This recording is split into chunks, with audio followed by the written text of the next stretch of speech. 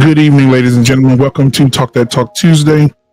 I'm glad you guys are here tonight. Please hit the like button, subscribe button. Before we get started, tonight is going to be the third and final show of the marriage conversation. We'll continue some other great conversations moving forward. But tonight is going to be a special night where we're talking about a kingdom man and what that looks like. And before we get started, I had an opportunity yesterday to co-host with the one and the only security boss. And we did a definition comparison. And that definition comparison, she found something that she wanted to shine some light on. And when she shined the light on it, it showed that the definition of narcissism and the definition of a traditional godly man were similar. Let me say that again. The definition for narcissism and the definition for a masculine man who follows God is the same definition. So tonight, I want to take the onus off of the fleshly mindset of what a man is. And I want to open it up to show you guys what a kingdom man is. And we're going to break this down strategically throughout the night before we get to Mr. Tony Evans himself. Now, I'm going to go ahead and start the show. Right, I'm gonna start our show. Let you guys get ready. Let the people in the back get situated, and then after we do that, I will definitely go into our show. I have two videos.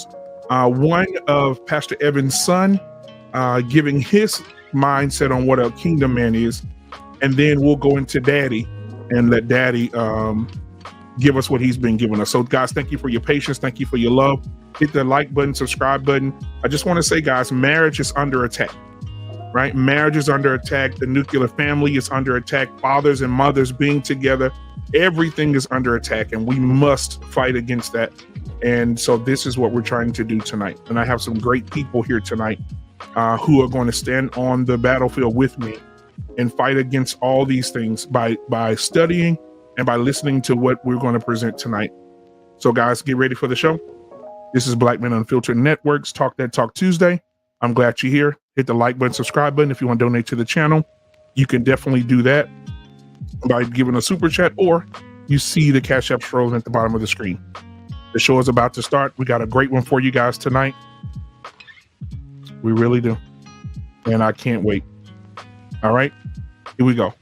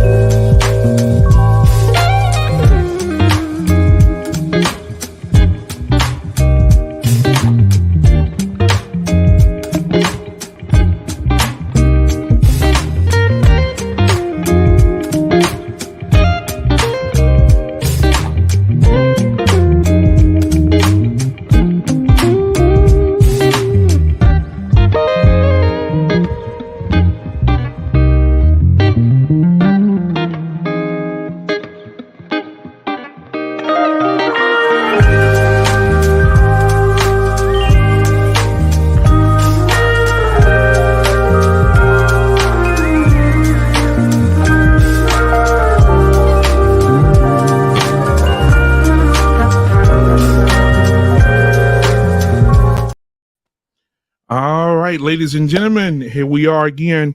A Talk That Talk Tuesday. Tonight, you got married part 3. What is a kingdom man? This is going to be a live analysis and reaction for this Talk That Talk Tuesday. It is so good to see everybody back again this week. I miss my brother James and Lady Di. So good to see y'all tonight. All right, it's so good to see y'all, man. Welcome back. Welcome back. So Before we get started, I want to go ahead and say, everybody in the chat, thank you for being here tonight. You guys are amazing. Keep the chats up. Keep the fight going, because we're here to fight for marriage. Because, like I said before we went to our break, it's under attack. People don't want people to get married, and people don't want people to stay married. So that's where we are now. All right. So I want to introduce everybody tonight, starting with my brother from another mother's in the building tonight. Mr. Bennett, how are you tonight? I am doing well. Good to be here. Absolutely. James and Lady Di. So good to see you guys. How are you guys tonight? Hey, what's up? Always good to see you too. I love your background too, by the way. Thank you. I appreciate it. I'm fresh off a nap, man. So I'm ready for this. Oh, I know. You know what I'm saying? You know what I'm saying? Hey, man, listen, James, I got a bone to pick with you. Man, that prank you played on your son, kicking him in the butt and making him feel like he was his mama. Come on, James. I saw you, man.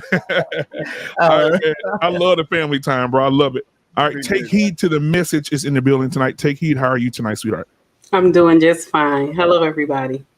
All right, good to see you. The Wife School Podcast is in the building tonight. How are you tonight? I'm doing good, you guys. Good to be here. Absolutely. It's good to see you as well. Sheree B, Chicago. Oh, no. What's going on, girl? How are you tonight? I'm doing great. How are you? Man, I am doing fantastic. Thank you guys for being here. I appreciate it. So we're going to hop right in. I don't want to waste any time. Guys, thank you. When you come in, please hit the like button, subscribe button, all that other stuff. Moderators, make sure you keep the chat alive and well. Make sure you notify them of everything they need to be notified of. I appreciate you guys. I love you guys too. We're going to hop right in it. We have no time to waste. All right. Give me just a second. All right. So I'm going to go ahead and pull up. Jonathan Evans is the son of Pastor Evans. And he, guys, if you never heard him, he is a younger version of his daddy. And not only is he amazing like his daddy, but when his daddy retires, he's going to take over and he's going to take that thing to another level. He is amazing like his daddy. Very young. I think he's 39-ish, 38, 39. He is amazing. So I'm going to go ahead and start with him first. What he talks about as a kingdom man, and then we'll move right into the other video. So let me go ahead and pull up. JT is in the building tonight. JT and Nidra is in the building tonight. Okay, listen, hold on. I got to put my couples in the middle. Hold on a second. We got to represent. All right, there we go. JT, it was from What We Know podcast, along with his lovely, lovely future wife, ladies and gentlemen. Let's give it up for Nidra. She's in the building tonight. What's going on? What's going on? How y'all doing tonight? We good, bro. We good. Just trying to get the sound up. Okay, cool. I'll go ahead and start the video, guys. All right, here we go. Oh, whoa, hell no. The Wife School Podcast. Did I introduce you? You spoke? Oh, no, okay, I'm sorry. Yes, that's okay, fine. I just want to make sure. I want to make sure. I don't want to forget you. All right, here we go. You good?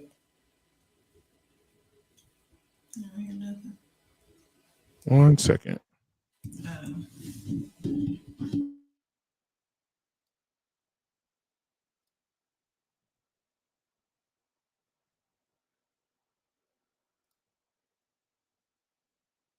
All right, here we go. And can y'all hear it? Where are the men? Because these days, it seems like we're not around. I mean, we're around, we're just not around. Because most men choose to be more like the abominable snowman, footprints everywhere, but nowhere to be found. We live in a generation of boys that are being raised to be men, just like their mothers. Because 70% of them in the African American community and 40% and rising in the Anglo community don't even have fathers. So I'm just saying, we're around, we're just not around. Spending all of our time right in the middle of a decaying culture that we ourselves have bound.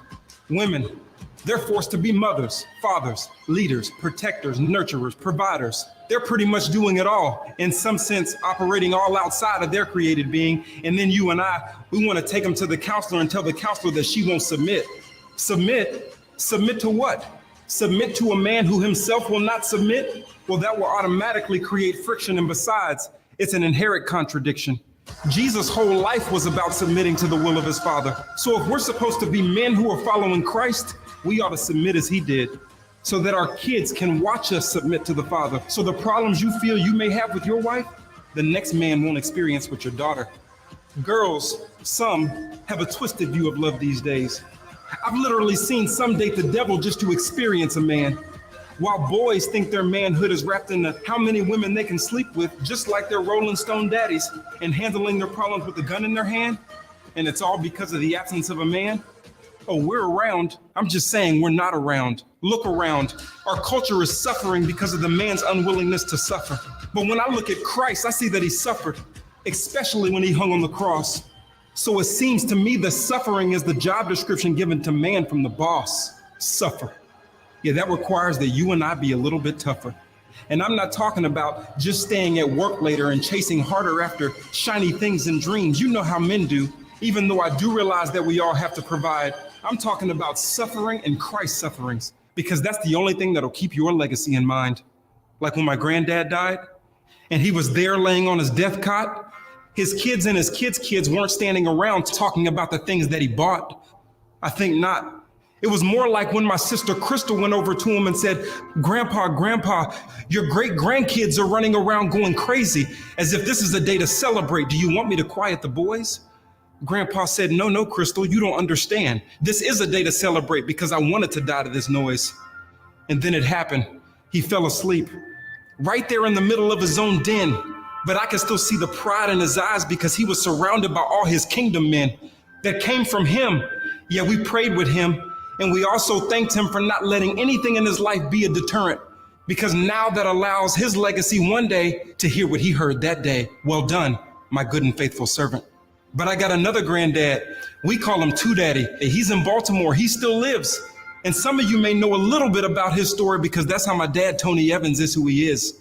First generation Christian.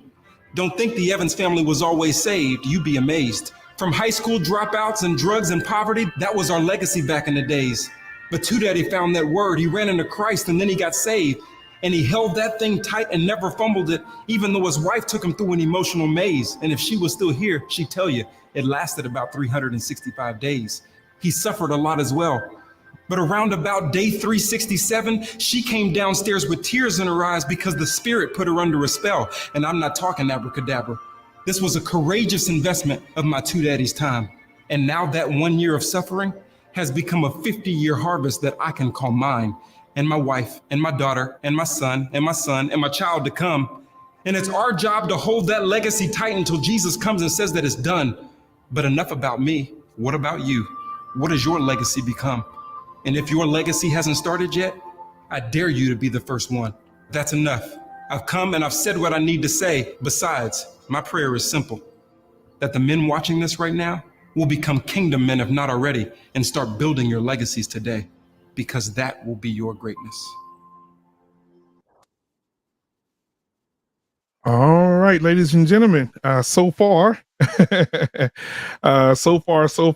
what do you guys have so far? I just want to get your thoughts on that first, and then we'll get into the second part of it. That was deep. I love the beginning. Absolutely. Anybody else want to jump in there? I liked it. The part that kind of threw me off a little bit is he was saying that people should suffer. I don't think that that's the right word. I think the right word is sacrifice, because when you sacrifice something, you're doing something in place of something better, of a greater good. Jesus came so that we could have life and abundantly. It so happened that he did suffer in the process, but he sacrificed his glory to come down to bring us back to the Father. He sacrificed those types of things. And so sometimes we sacrifice for our children. Sometimes we don't do things to delay our gratification so that somebody else can have a better chance at life. So I don't like the word suffering, because I don't think in order to be successful, to see the success of the community, that we necessarily have to suffer. I think we just have to sacrifice. Okay, Mr. Bennett. Now, I mean, I liked it overall. I mean, I definitely think he's, putting a lot of the responsibility on men, in spite of our circumstances of how we grew up or what have you. I know in these spaces we talk about, whose fault it is it the man's fault or the woman's fault? And as you've known me in these times, I've always put more emphasis on the man being, you be the man you need to be, in spite of your circumstances. And, so I like the emphasis that he's putting on the men that need to step up, not just financially, but in all areas, to be the example that your legacy comes after you can model after. So I appreciated that. I was All going. right. Anybody else want to hop in there? JT and Nidra? Well, I don't really have too much to add. I don't know if Nidra do, but I liked everything that he was pretty much was saying. When it comes down to it, it goes back to if we're going to be responsible, then yes, we're going to take on all, responsibility. So that's basically where he was going at with it. Just sad that we're in a era right now where it's very hard to be responsible for people that don't want to be responsible for, to be, there and to be able to at least attempt to take care of the people that don't want you to take care of them in the way that they should be taken care of. A lot of people want to use responsibility kind of like how they use Christianity, like a smorgasbord, So that's all I got to add on there. You got anything, Bill? No, I didn't hear enough. Hold on, let me see. Yep. So I'm just listening now. I didn't hear enough. All right, no problem. We got a lot to hear. So I do want to say thank you, Dr. Nkumbe, for the $10 super chat. He said, greetings, panel. Sheree B, Blackman Unfiltered, Lady Di and James, Mr. Bennett. He shout out to everybody, JT and Miss JT, the wife school, and take heed to the message. Thanks for having the convo. So thank you so much, Dr. Nkumbe, for that $10 super chat. I appreciate it. Now, I'm going to play this, and then we'll get into Dr. Evans. This is Dr. Evans prequel to him going into what it is, what the speech he's going to do based on the name of it is called Adam, Where You At? And so I want to get him to do the Kingdom Man intro first, and then we'll go straight into the video, guys, and we'll start listening. Here we go. Oh no, I didn't even say nothing yet. Oh, my bad, Sheree. My bad. Go ahead, Sheree. There's two things I wanted to say. The legacy part really got me. The man thing, I know that was more of a message to the man, so it was just understanding for me to pay attention to what I may want to notice. But and I think it's pretty cool for him to say that the things that he said. But the legacy part is what really touched me. I think it's kind of difficult because I'm someone who didn't grow up in a house with Christians. So for me being the one on my mother's side, on my father's side, because daddy wasn't around, I didn't really understand or know anything about the Christian life. My grandmother is Christian and my grandfather, he got saved. So, but he was the closest to me. He came back into, came in our life and things of that sort. So he was my only understanding of Christianity to a degree, because I still wasn't super close to him. But I wanted to say something to the Wife School podcast. The Bible does mention of us suffering on some level. It did say that. So though through Christ we do, he promised light affliction, but there's a level of suffering that happens, and I can speak from experience just becoming a Christian. I think it happens in that midst of that coming to Christ. There's a level of suffering that happens before it starts to get easier. So I think that may be a piece of what he's talking about. But I'm saying in order to change a situation, you don't have to suffer to change something. That's the point we're at now. It's a point of making the change. Are you willing to sacrifice your choice? You don't have to suffer. It's just making a choice. But in the context that he was saying was that it wasn't tolerate. He wasn't saying suffering as if it was a bad thing, because it's more, if you look at the dictionary, there's different contexts in it. And what he was talking about is the tolerate part in the suffering. That's what he was saying. The tolerance. Okay. All right. So I want to get to Pastor Evans' intro, and then we'll go right into the word that he has for us tonight. So let's see here. Get it started. All right, there we go.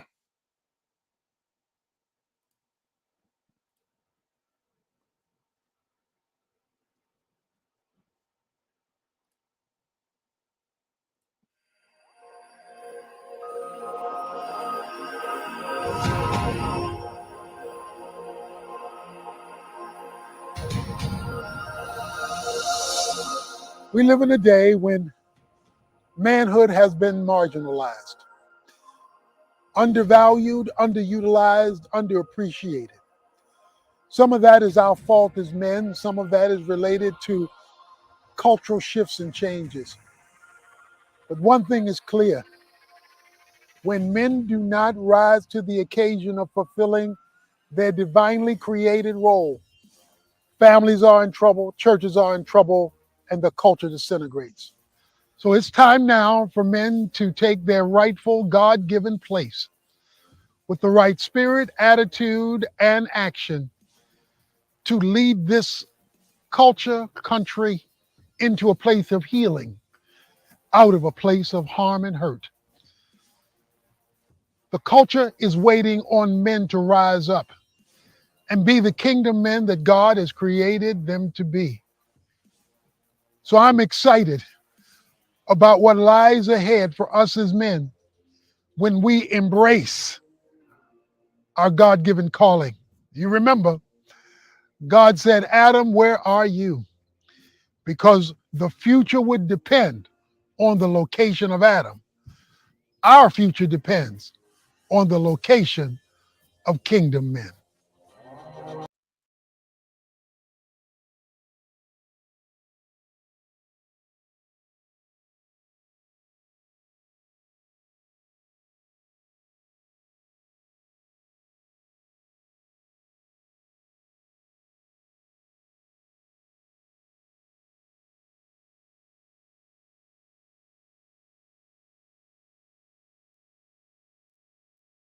Turn your Bibles to Genesis chapter 3, verses 8 to 12, and I want the men to stand as I read these verses. Genesis chapter 3, verses 8 to 12.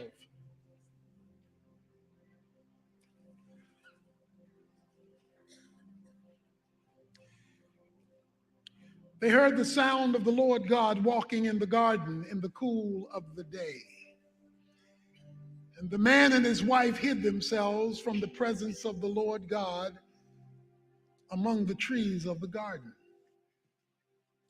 Then the Lord God called to the man and said to him, where are you? He said, I heard the sound of you in the garden, and I was afraid because I was naked, so I hid myself. And he said, who told you that you were naked? Have you eaten from the tree of which I commanded you not to eat?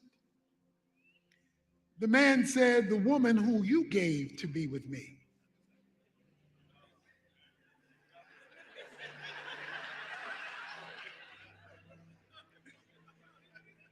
The man said, the woman who you gave to be with me. She gave me from the tree, and I ate.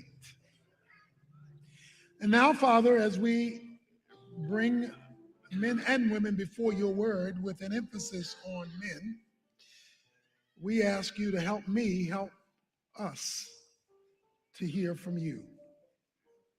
In Jesus' name, amen.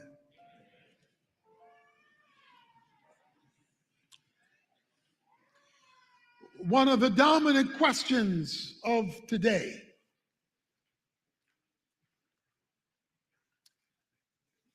can be recited simply by asking, Adam, where you at? The missing man has become the crisis of the day. Not the missing male, the missing man. It is the question of the single woman who can't find a worthwhile man to marry.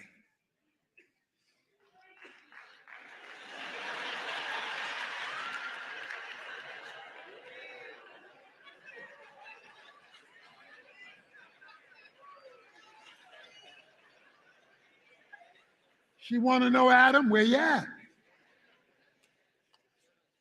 It's the question of the single parent who's been abandoned by the father of her children. And she wants to know, Adam, where you at? It's that child who has to grow up with a physically or emotionally absent father. And he's asking the question, however he phrases it, Adam, where you at? It's the question of churches and pastors who have to keep calling on ladies to do jobs that men ought to do because the men are missing in action. And the question is, Adam, where you at?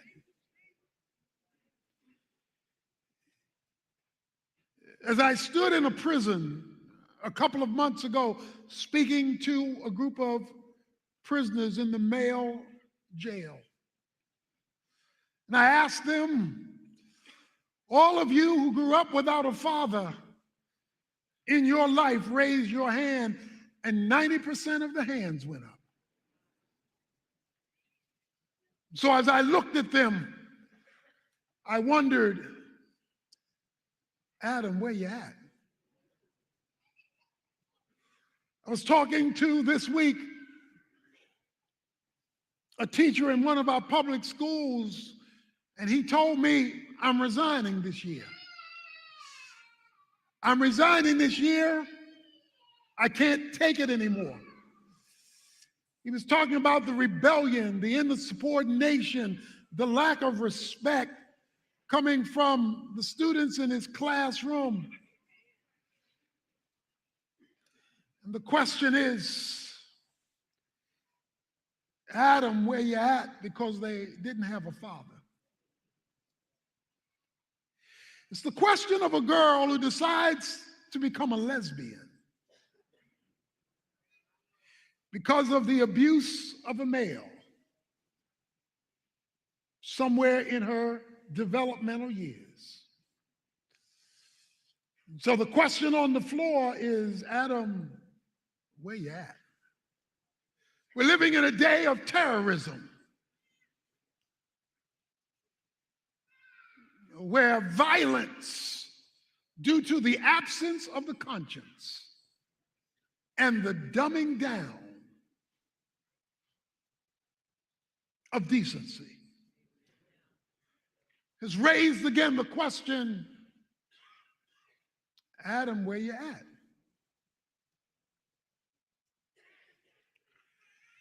But worst of all, worse than all of that, is that God is asking the question, Adam, where are you? Now, if God can't find Adam, then you shouldn't be shocked we can't find him either. Adam, where are you? Now, God is omniscient. He knows all. God is omnipresent. He exists everywhere simultaneously.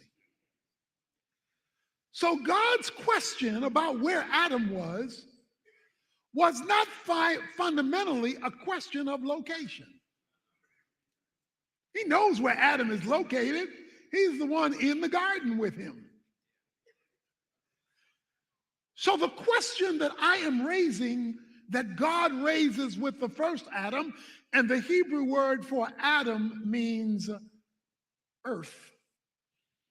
For he was created from the earth. The woman was not created from the earth. She was created from Adam. Now that's a deeper point that we'll get to later, but Adam is earth, and God says, where are you?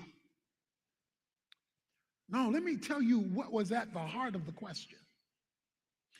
At the heart of the question, where are you, was not fundamentally a question of location, it was a question of position. See, Adam had abandoned his role. He had abandoned his calling. He had abandoned his position. So the question of is the question of positioning. Ezekiel chapter 22, verse 30, God says, I was looking for a man to stand in the gap so I would not have to curse the land, but I could find none. There were plenty of males, but he said, I can't find a man. So apparently you can be a male and not be a man. And he says, because I couldn't find a man, I had to curse the land. So a land becomes cursed when men cannot be located, even when males are everywhere. Adam had abandoned his position. And so the desperate need of today is to call males back to being men, as God defines a man, not as the culture defines it. And so I want to speak with you about answering the question about the position of a man. Adam, where are you? Now, ladies, there are going to be two reactions to what I say today and what I say ongoingly, as long as this one-part series keeps going.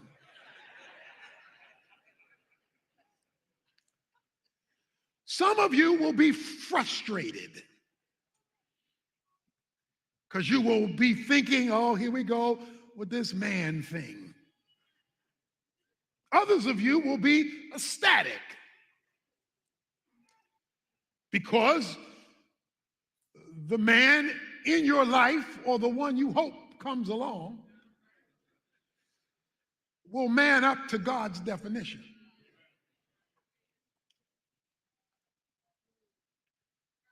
Here is the first thing that you need to understand about a man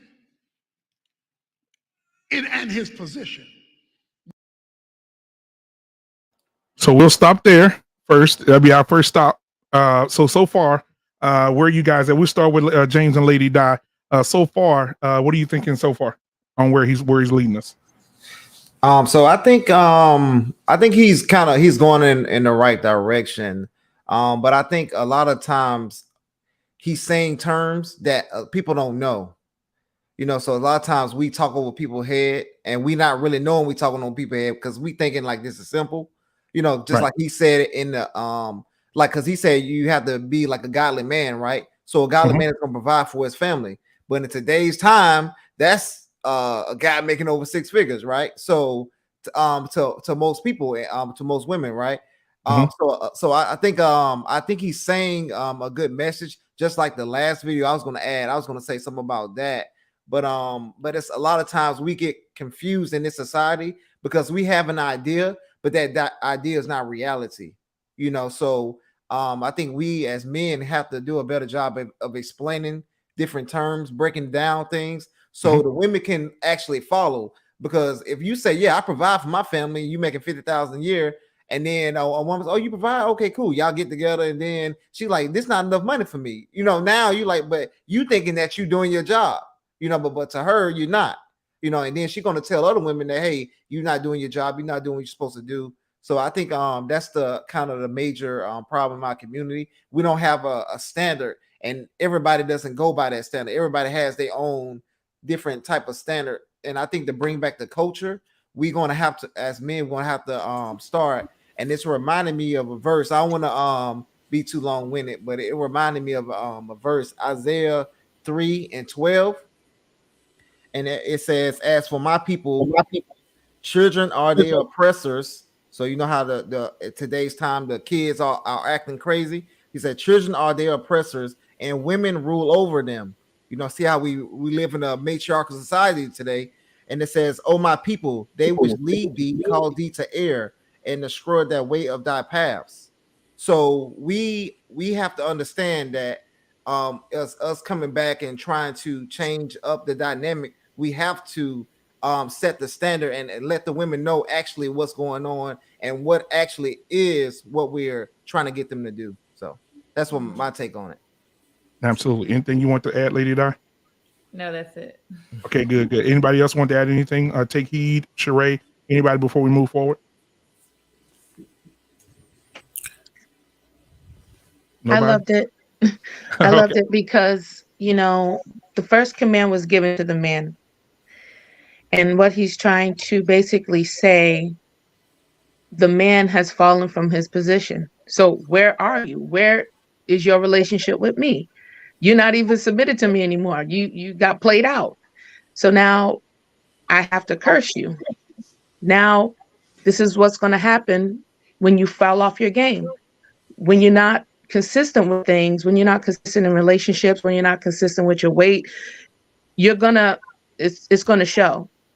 And we can only sweep things underneath the rug for so long to where now it's going to trickle down to the woman. It's going to trickle down to the kids, and so and I like how he's just calling out to the man, not him per se, but like he's saying like, well, who do you account? Who's holding you accountable? A lot of men that do well is that they have somebody over them.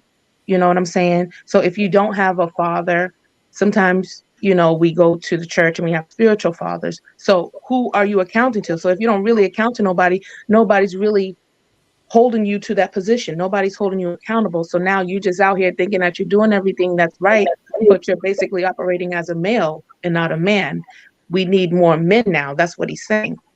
And I just like how he just broke it down in that manner. And it's not for us right now to say what a man is. It shouldn't even be on a man's radar what she thinks of him. You have to be on your game. And whatever woman subscribes to your vision, because you have developed that level, your position as a man, the right woman will submit to that. You know what I'm saying? So I love how he's calling out the men, but in a respectful manner, like not only to show up as a man, but where are you? Be accountable to that. Where are you? So where are you? What are you doing? Exactly. All right. Anybody else want to add anything? Just a comment I had from the intro. He's talked about how some of it's our fault and some of it's the world. But that's problematic for me because, again, who runs the world? Historically, it's been men. So why not just say it's completely our, I'm good with saying it's all our fault, quite frankly. Mm-hmm. Rather than just, because anytime you put that in, that's been the friction in this YouTube space for the past 3 years we've been in it. Because everyone's trying to define the percentage of whose fault it is. 50-50, 49-51 or whatever. It's mostly her. She won't submit. He won't lead, what, blah, blah, blah. But if you're going to be a man, then why not just take all of it? It's all our fault. The scripture that Brother James just read, he's using that term, as my people are children, as for my people, children are their oppressors. That's a derogatory term about the men who are leading them. That you're talking about males, not men. And because of that, that's why the women rule over them. So again, if we really want to be about, what he's talking about, these kingdom men or whatnot, then you got to take it on the chin.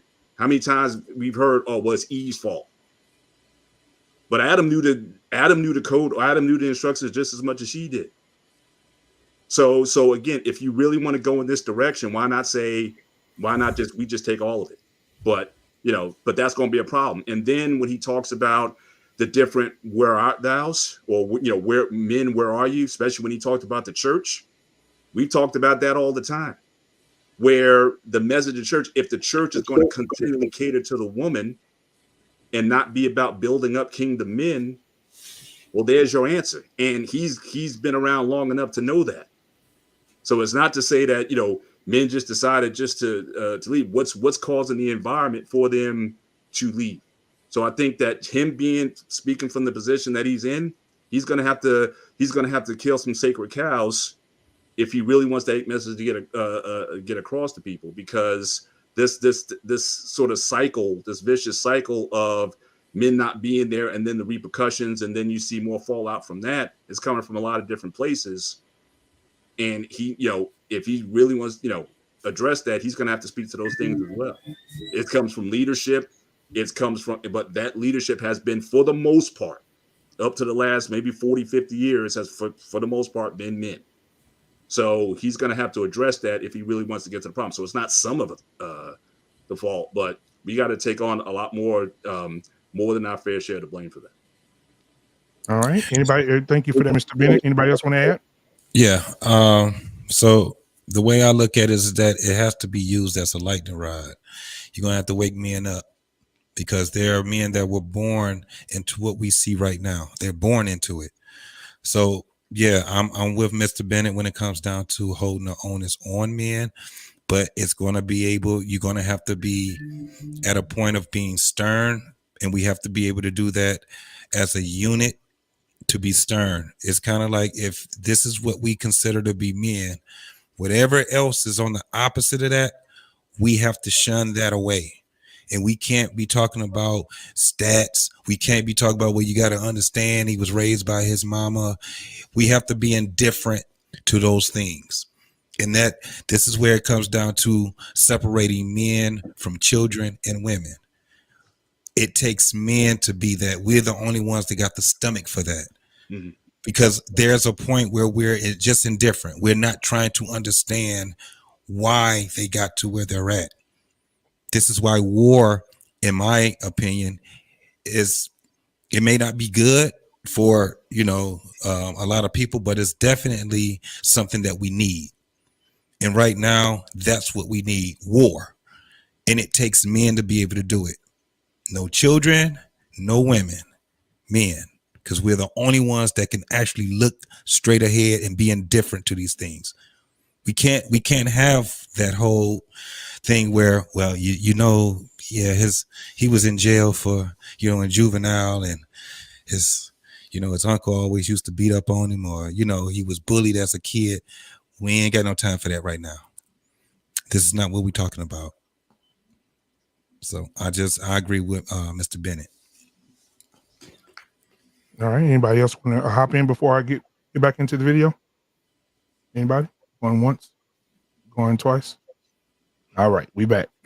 Not his location alone, but his position, and that is that it is a position of priority. I know some won't like that, but this is not a popularity meeting. It is a position of priority, because God says in 1 Timothy chapter 2, verse 12, God created Adam first, and then he created Eve. Word first. First has to do with order. First has to do with progress in time. Adam and Eve were not created at the same time. Adam first, then Eve. God spends a whole chapter, Genesis 2, discussing Adam before Eve is ever created for Adam. Why? Because it would be the man who would be responsible. The man was created first because God would hold him responsible.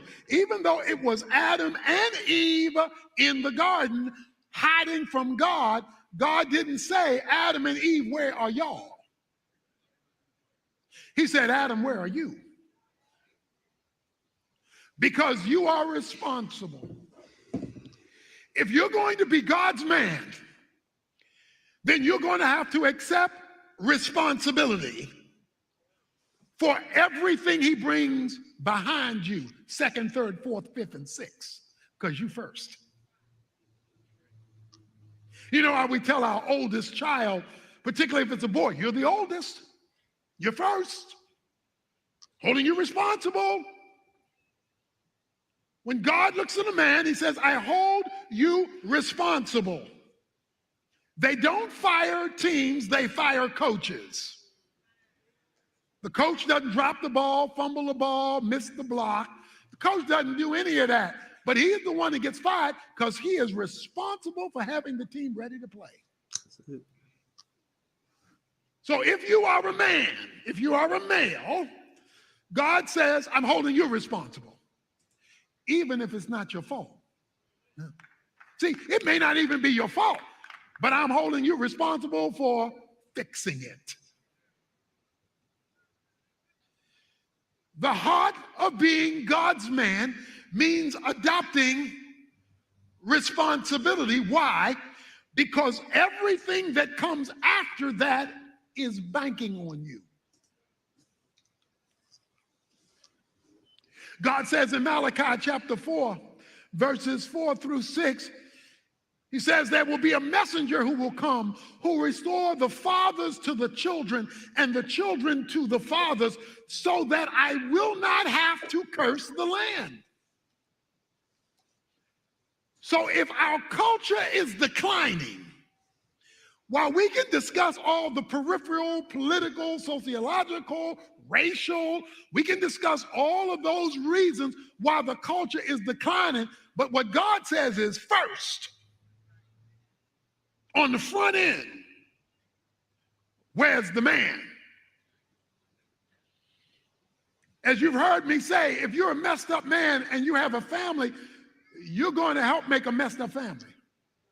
If you're a messed up man contributing to a messed up family and your messed up family goes to church, then your messed up family is going to make its contribution to a messed up church. If you're a messed up man contributing to a messed up family resulting in a messed up church, and your church is supposed to be the light to the neighborhood, then your messed up church is going to make its contribution to a messed up neighborhood. If you're a messed up man contributing to a messed up family resulting in a messed up church, causing a messed up neighborhood, and your neighborhood's part of a city, well, now your messed up neighborhood is going to make its contribution to a messed up city. If you're a messed up man contributing to a messed up family resulting in a messed up church, causing a messed up neighborhood that resides in a messed up city, and your city's part of the county, well, now your messed up city is going to make its contribution to a messed up county. If you're a messed up man contributing to a messed up family resulting in a messed up church, causing a messed up neighborhood that resides in a messed up city that's part of a messed up county, and your county is part of the state, well, now your messed up county is going to make its contribution to a messed up state. If you're a messed up man contributing to a messed up family, resulting in a messed up church, causing a messed up neighborhood that resides in a messed up city, as part of a messed up county, contributing to a messed up state, and your state's part of the country, well, now your messed up state's going to make its contribution to a messed up nation.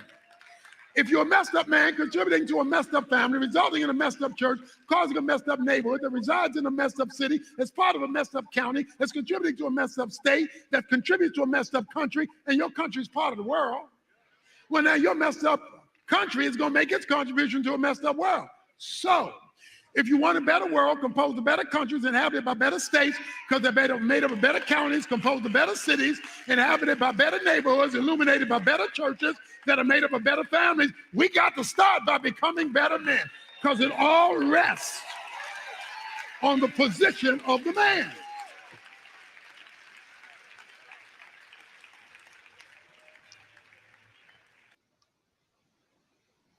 That's a lot to unpack. Yeah, I know some people gonna want to jump in on this, because when he was doing that, everybody was, so I want to start with Mr. Bennett first, because he was taking notes. Mr. Bennett, what are your thoughts on everything I heard? I saw you nodding and smiling and saying that's it. So, and you're taking notes. So, man, you go first. What are you thinking? Well, I agree with it. It kind of concurs with the point I just made previously. Yes, it does. This has to be all men. Yep. The responsibility has to be all men. The energy has to be all on men. The attention has to be on all men. And that is what's really at play. I had on a show a few weeks ago, someone had was on a panel. They were talking about how the last time America invested in men exclusively was after World War II.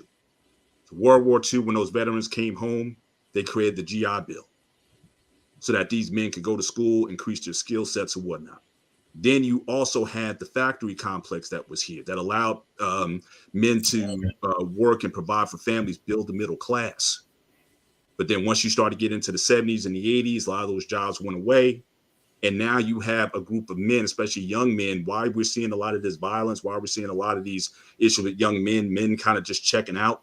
No hope, no future, no direction, no no guidance because we're not doing any direct investment in men. So that's on a nation level, we're doing that.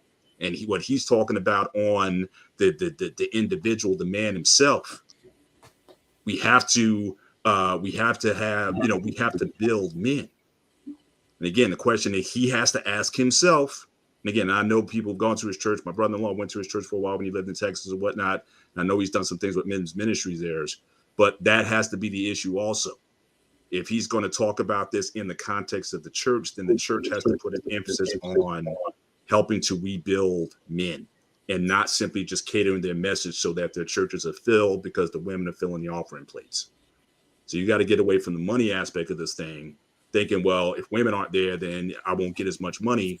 If men are that important to you, and I think it was talked about earlier at the beginning of the show, this idea of sacrifice, then yeah, you're going to have to sacrifice your Cadillac or your Lexus or your custom-made suits and put into the work of actually building men, even though you may not get as much.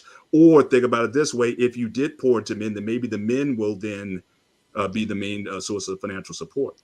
But you made a trade-off. You made a Faustian deal. So once I keep the women in, and why is it, most churches are 10-1 women to men, and now you have this situation. So you have to, again, for the message is good, but the brass tacks of it all is you're going to have to make some decisions on where I'm going to land my ship. And yes, it may, as he said, it may take some women off. But if you truly believe that is the foundation, then you got to do this regardless of what they think about it.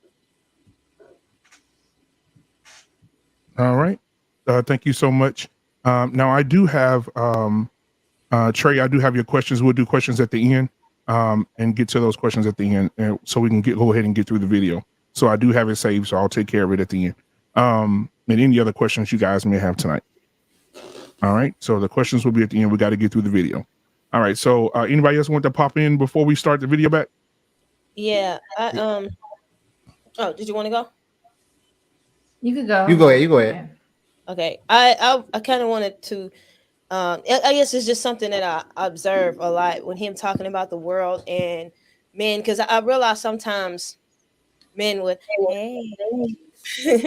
I realize a lot of things that happen. Sometimes men be like, "Yeah, that's his turf or that's their turf." But I remember one of the things that my brother said a long time ago that kind of stuck with me.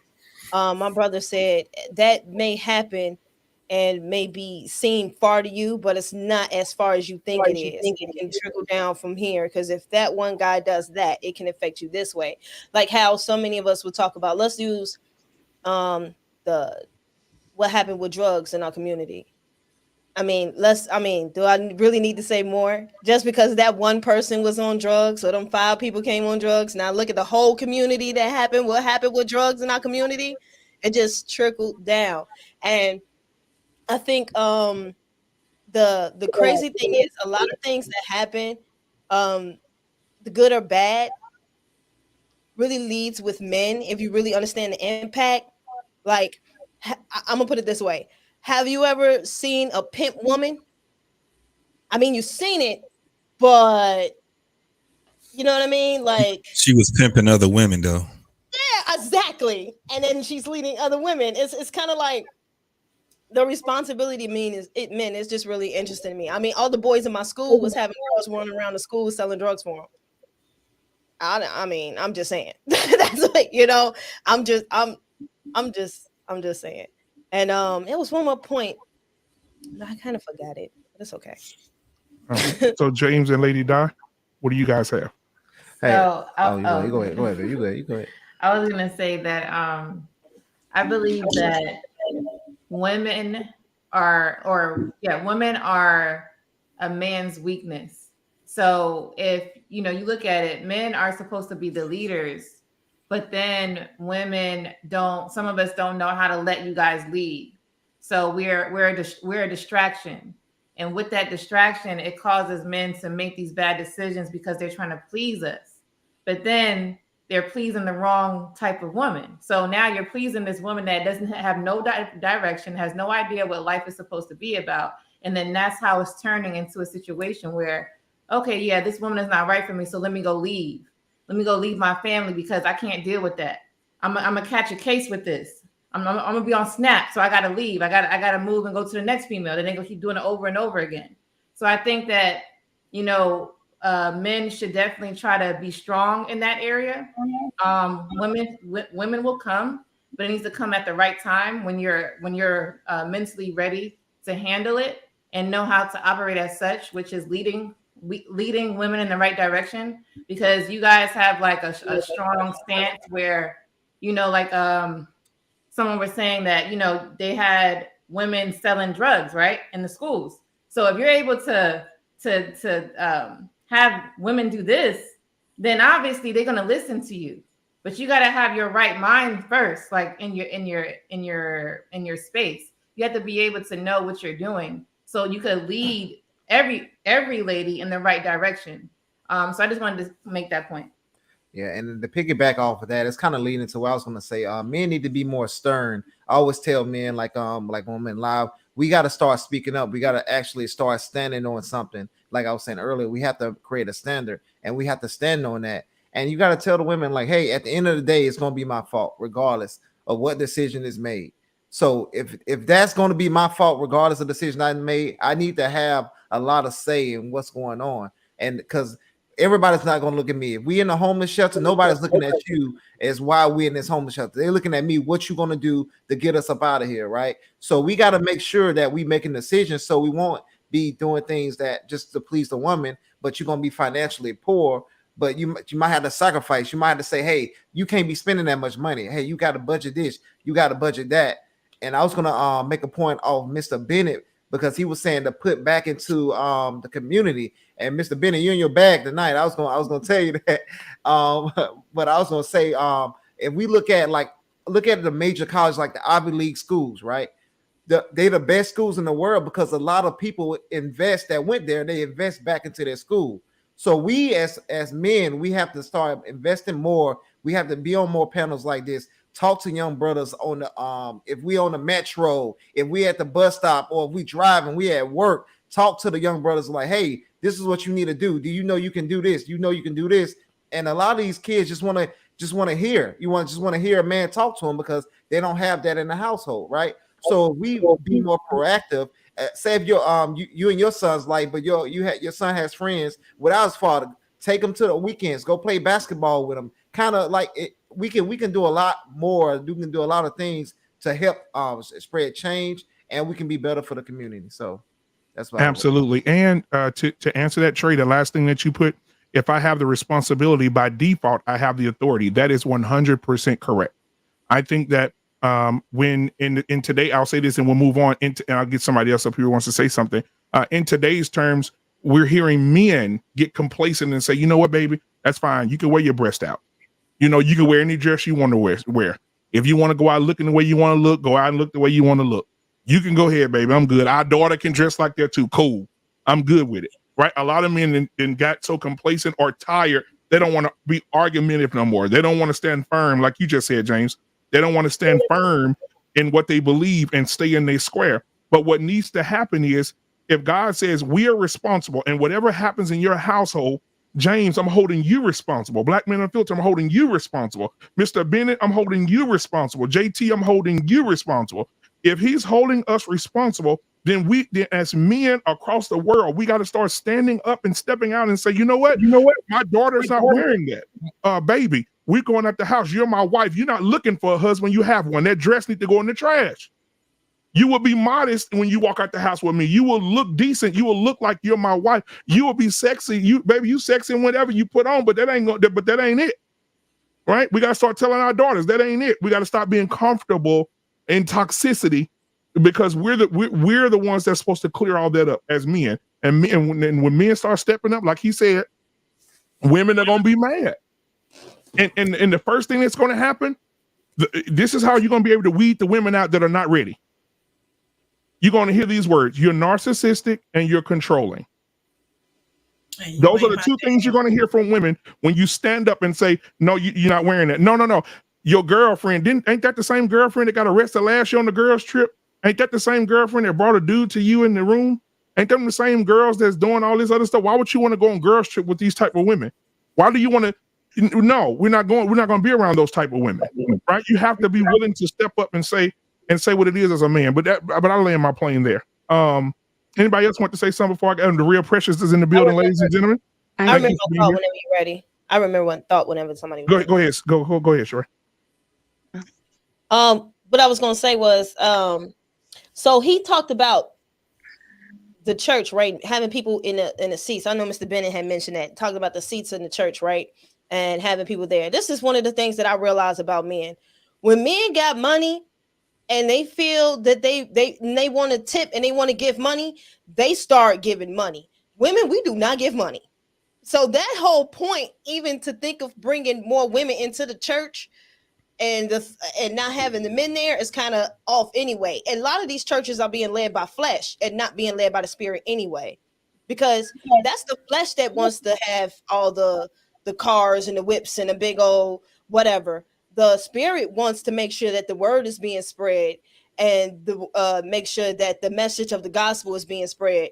And then the thing about men coming together, if the men come together, they're going to bring their families, they're going to bring their friends, and they're going to come to the church. I think that we can still have the same effect in church in a better way, in a more godly way, if the pastors start trying to speak to the men, because the men are going to be the hunters to go get the wives anyway. So, I mean, it all plays its part. I think it's just not, the purpose is not where it needs to be, because even if you pay attention to the government does what they do because they are led by money. Think about a whole bunch of men in government that got their money together to go do things.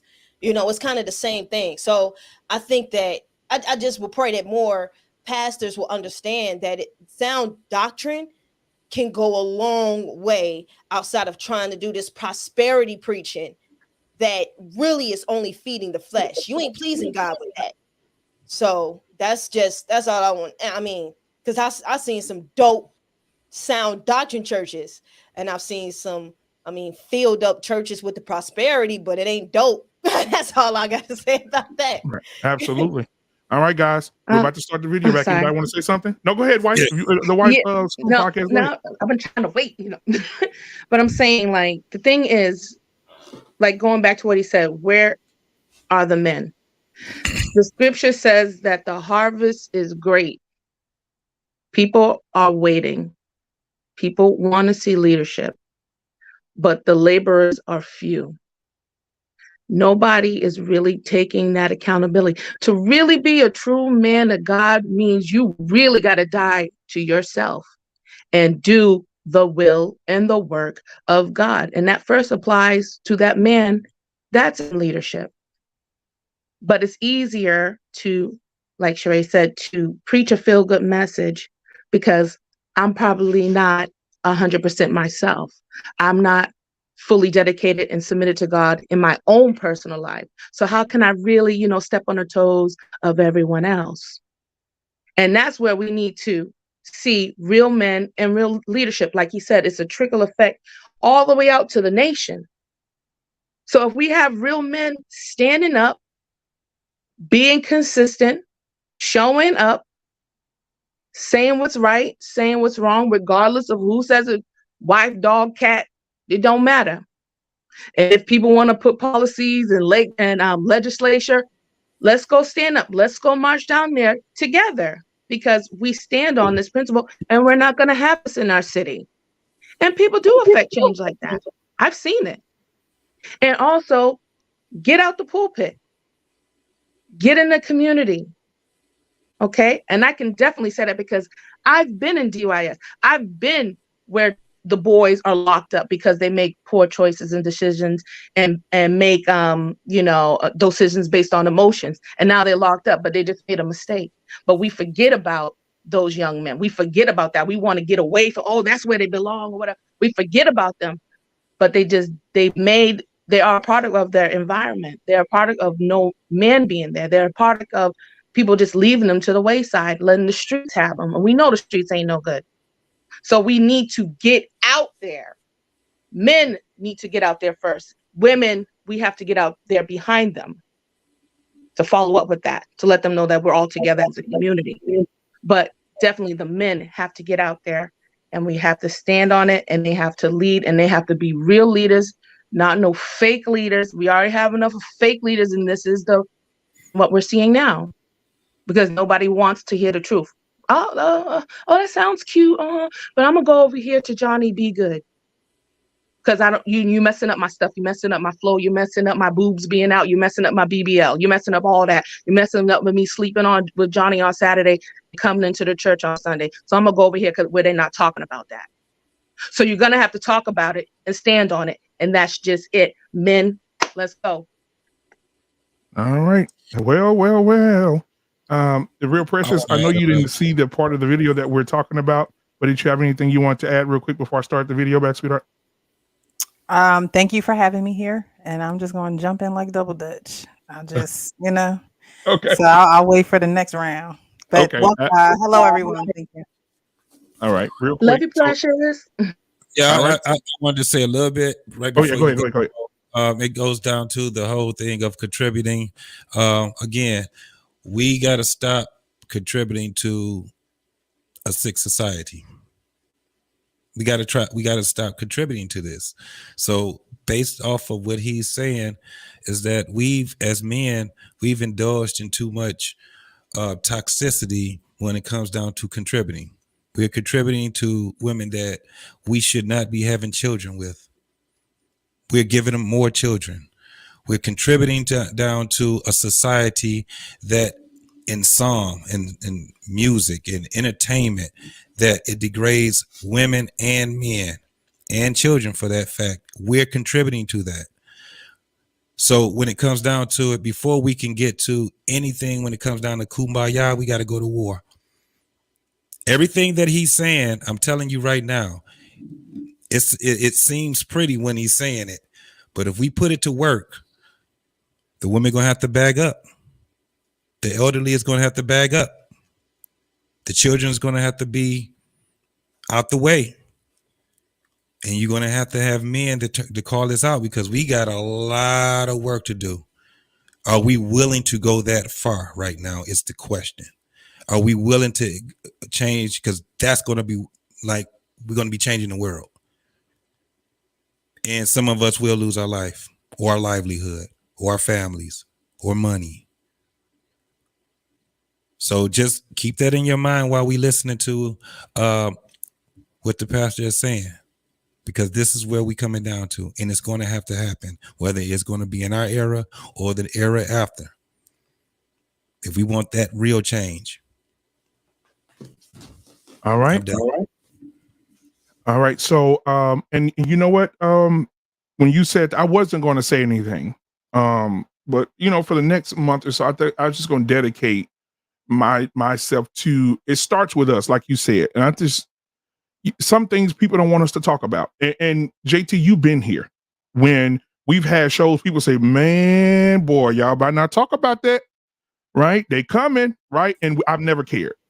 But I think more now talked about it, yeah. Right, and from a spiritual standpoint, we ain't got to cuss and fuss and do any of that. But from a spiritual standpoint, even on Friday for barbershop, I was going to have the conversation about how to have a relationship with the king and resist from being the drag queen. And my thing is, because we have more men who are choosing to be in their feminine nature than they are to be in masculine nature, and we need to get to the bottom of that to see what it is inside of a man that makes him want to get up in the morning and see the image of God in the mirror as a man and who he was created to be, what that makes him say, you know what, I want to wear a dress today. And not only do I want to put it on for myself, and people are going to accept that, but not only do I want to do this for myself, but I want to influence other little boys to do it too. Yes. And I want to get to the bottom of that, because that's a problem in our community too. But tonight we're talking about Kingdom Men. We'll continue that at the barbershop on Friday. Make sure y'all tune in at 8:30 p.m. Central Standard Time. We're going to have a good old conversation about that. It may get a little, challenging, but we're going to have the conversation because it needs to be had. If we're going to fight, like you said, the fight needs to be across the board. Everything has to be addressed. Everything that's attacked that could be, vital to us. So I'm just going to continue with the video, man. Thank you guys so much. This is getting real good. And let's continue. Here we go. Let me throw Take Heed up here this time so we can get her reaction while she watching. Look at her. Yeah. Okay. Because the man was first, he is to function as the foundation. When you are building a house, the first thing you do is pour a foundation, because anything else you bring into that house is banking on it holding. If the foundation collapses, everything on it collapses with it. If the foundation is shaky, then the things that are banking on it to keep the windows and the doors and the roof in place get out of whack, because the foundations aren't fancy, foundations aren't pretty, but they better be solid. When he says, I created Adam first, he's saying you are the foundation, and this whole ball of wax is banking on you. So in this day of male abandonment, male abuse, male disregard, male irresponsibility, we have cultural chaos. He says that man has a priority responsibility. Now, the foundation isn't the whole thing. That's where the woman comes in, and we're going to get to that. But the foundation is always the first thing. If you're building a building. And so God says that the man is not to be a weak part of the society, the house, the church. He's to be the foundation of it. And while I know we live in a day when, for many women, this is not a popular thought, the goal is not to be popular, it's to be biblical. The goal is not to say, well, what are they saying in the culture? The goal is saying, what is God saying in his word? And as you will see, when we unfold this word, the man is the foundation, but the wife or the woman is critical. She's not an extra thrown in. She's not just a diaper changer and a bottle washer. So you all come back now, you hear?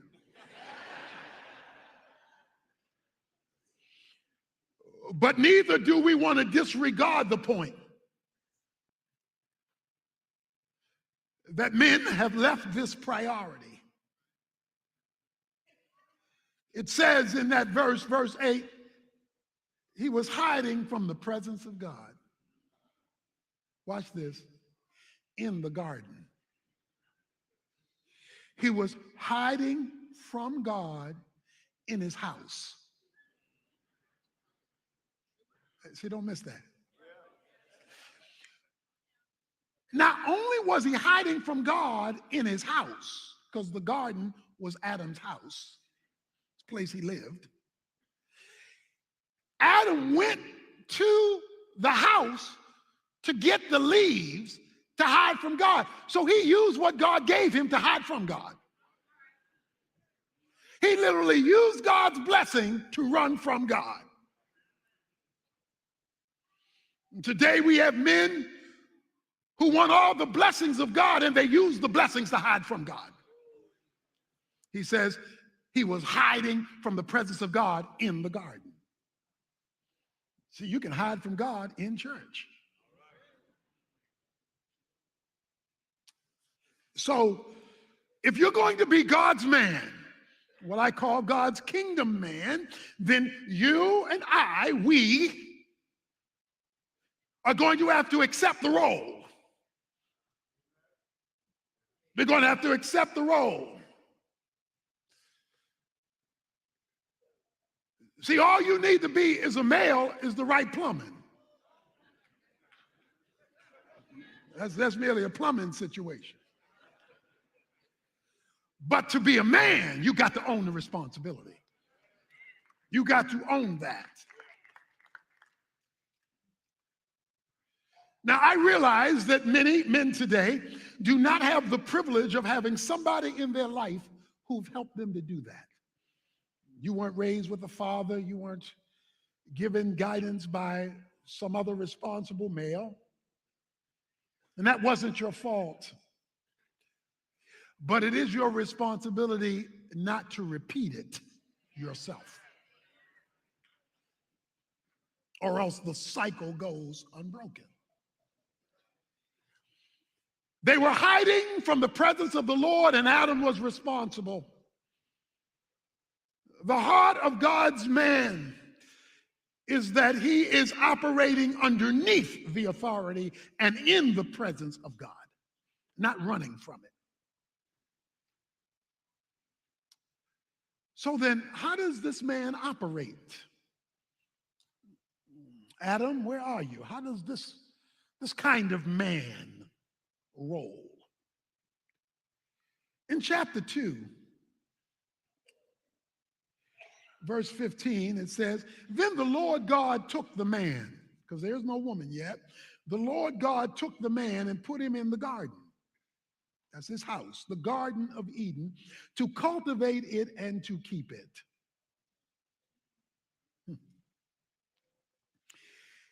He gives the man a job. He gives the man a house. Places in the garden, that's his house, and he gives him a job. Single women, make it known early.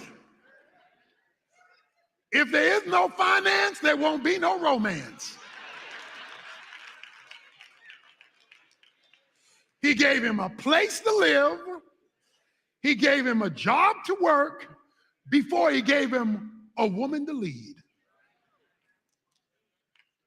An irresponsible man is not worthy to be a husband.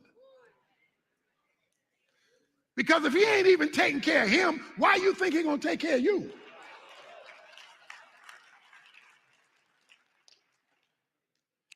But I want you to notice something, man. He gave him a house. He gave him a place to live. He gave him a job, but notice, he told him to cultivate it. Oh, that's a different word. Cultivate it. See, he didn't just give him a job. He told him to be productive. See, to cultivate something is to produce something more than what you start with. So if you're in farming, you take seeds, you farm the seeds because you now want growth and plants. And in other words, you want to be productive. In other words, you want more than what you start with. In other words, if a real man is going to have some vision, he doesn't just want to stay where he is. He wants to produce more than what he starts with. So the question is not, are you going to work? The question is, are you productive in the work you do? Do you have a productive mindset? He says, I want you to cultivate it. I want you to, there is no woman. I want you to produce more than you start with. I'm going to get you started. I'm going to get you this home. I'm going to get you this garden. I'm going to get you eating. But now you're supposed to turn this place into something spectacular. You're not trying to just not be nothing, not go anywhere. You're trying to become all that you were created to be. In other words, you got a purpose. Your purpose isn't just to be here. Your purpose is to cultivate, to embellish, to enhance, to expand, to dream. Far too many men have lost their ability to dream, have lost their ability to see what is not yet, to look further than they can see. Now, that's not the same for every man because every man doesn't do the same thing, but every man should be dissatisfied with things staying where they are.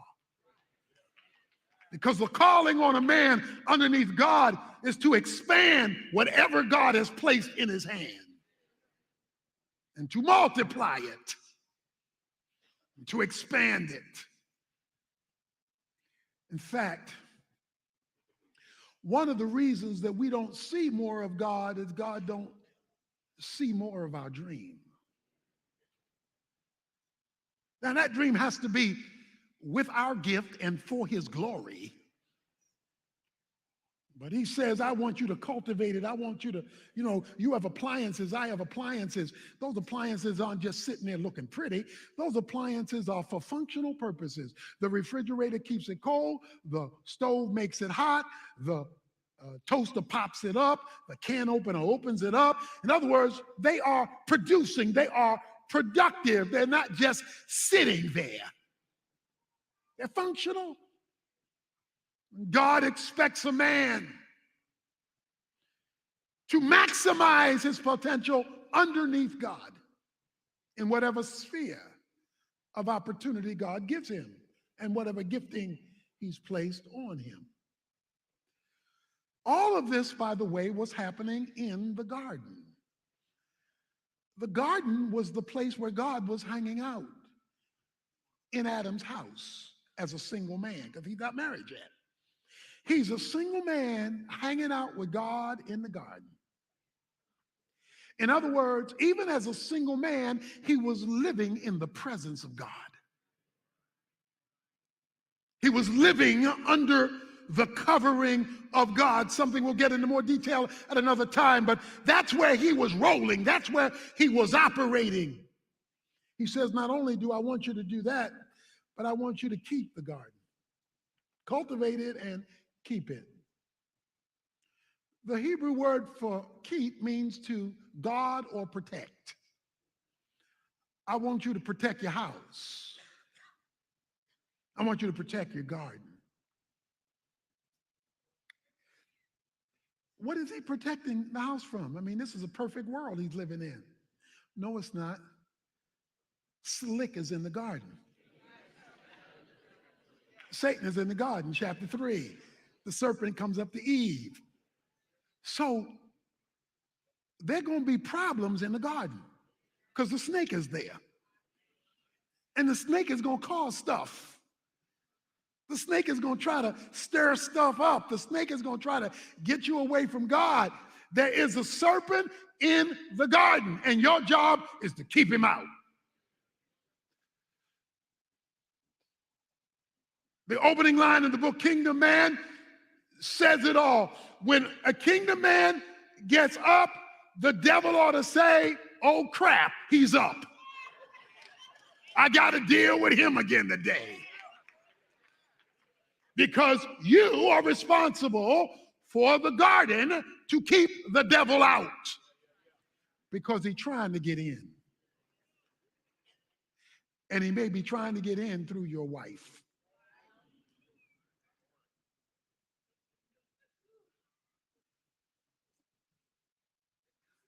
No man better say amen right now.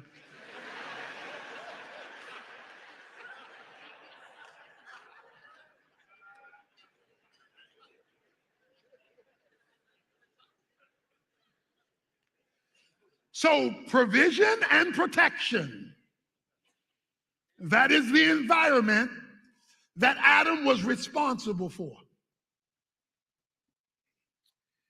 And then he gives him another instruction.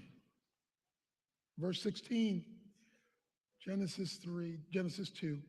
The Lord God commanded the man, saying, from any tree of the garden you may eat freely.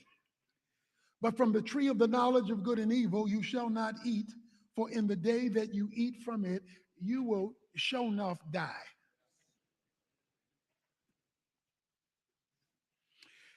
He gives him his word, his commandment, not his request, his commandment. Why? Because a male who plans to be a man must position himself under divine authority, which means God's word has the final say-so in his life. Not his posse, not his friends, not his homeboys. Nobody overrules God. Not even his wife. Because God is going to say in chapter 3, because you listen to your wife, all hell is broken loose in your life. We'll stop right there. Oh, Oh, Mr. Bennett, we'll start with you again, my brother. That last comment, brother, just because you listened to your wife, all hell broke loose. Mr. Bennett, we'll let you go first. Go ahead, brother. Oh, wow.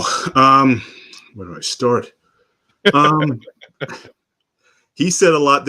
He said a lot of good pieces in there, but what you also see from this is how even what he said can be misinterpreted and applied in the wrong ways.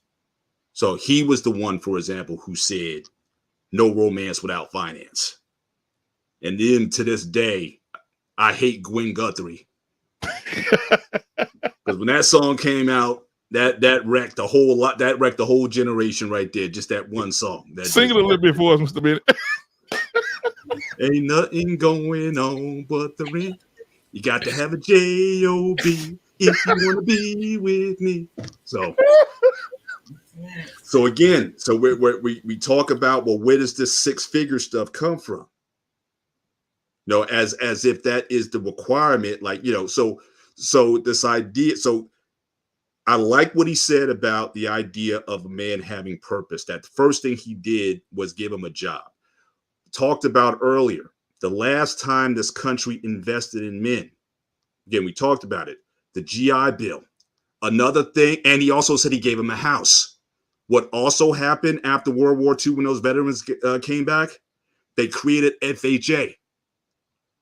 That allowed those vets to buy houses at reasonable rates.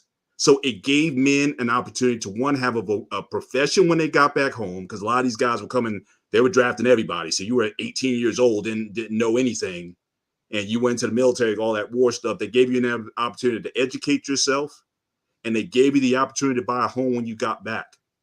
So I like the idea where he's talking about a man has to have purpose, where a lot of these young men, you know, where they're going wayward is, again, there's a lack of optimism about their opportunities. Or they say, if I go to school, I got to spend six figures to go to school. And what about the job prospects? All the jobs are overseas. So where is the opportunities going to come from? So I get it that for men to have, you know, work is not just optional for us.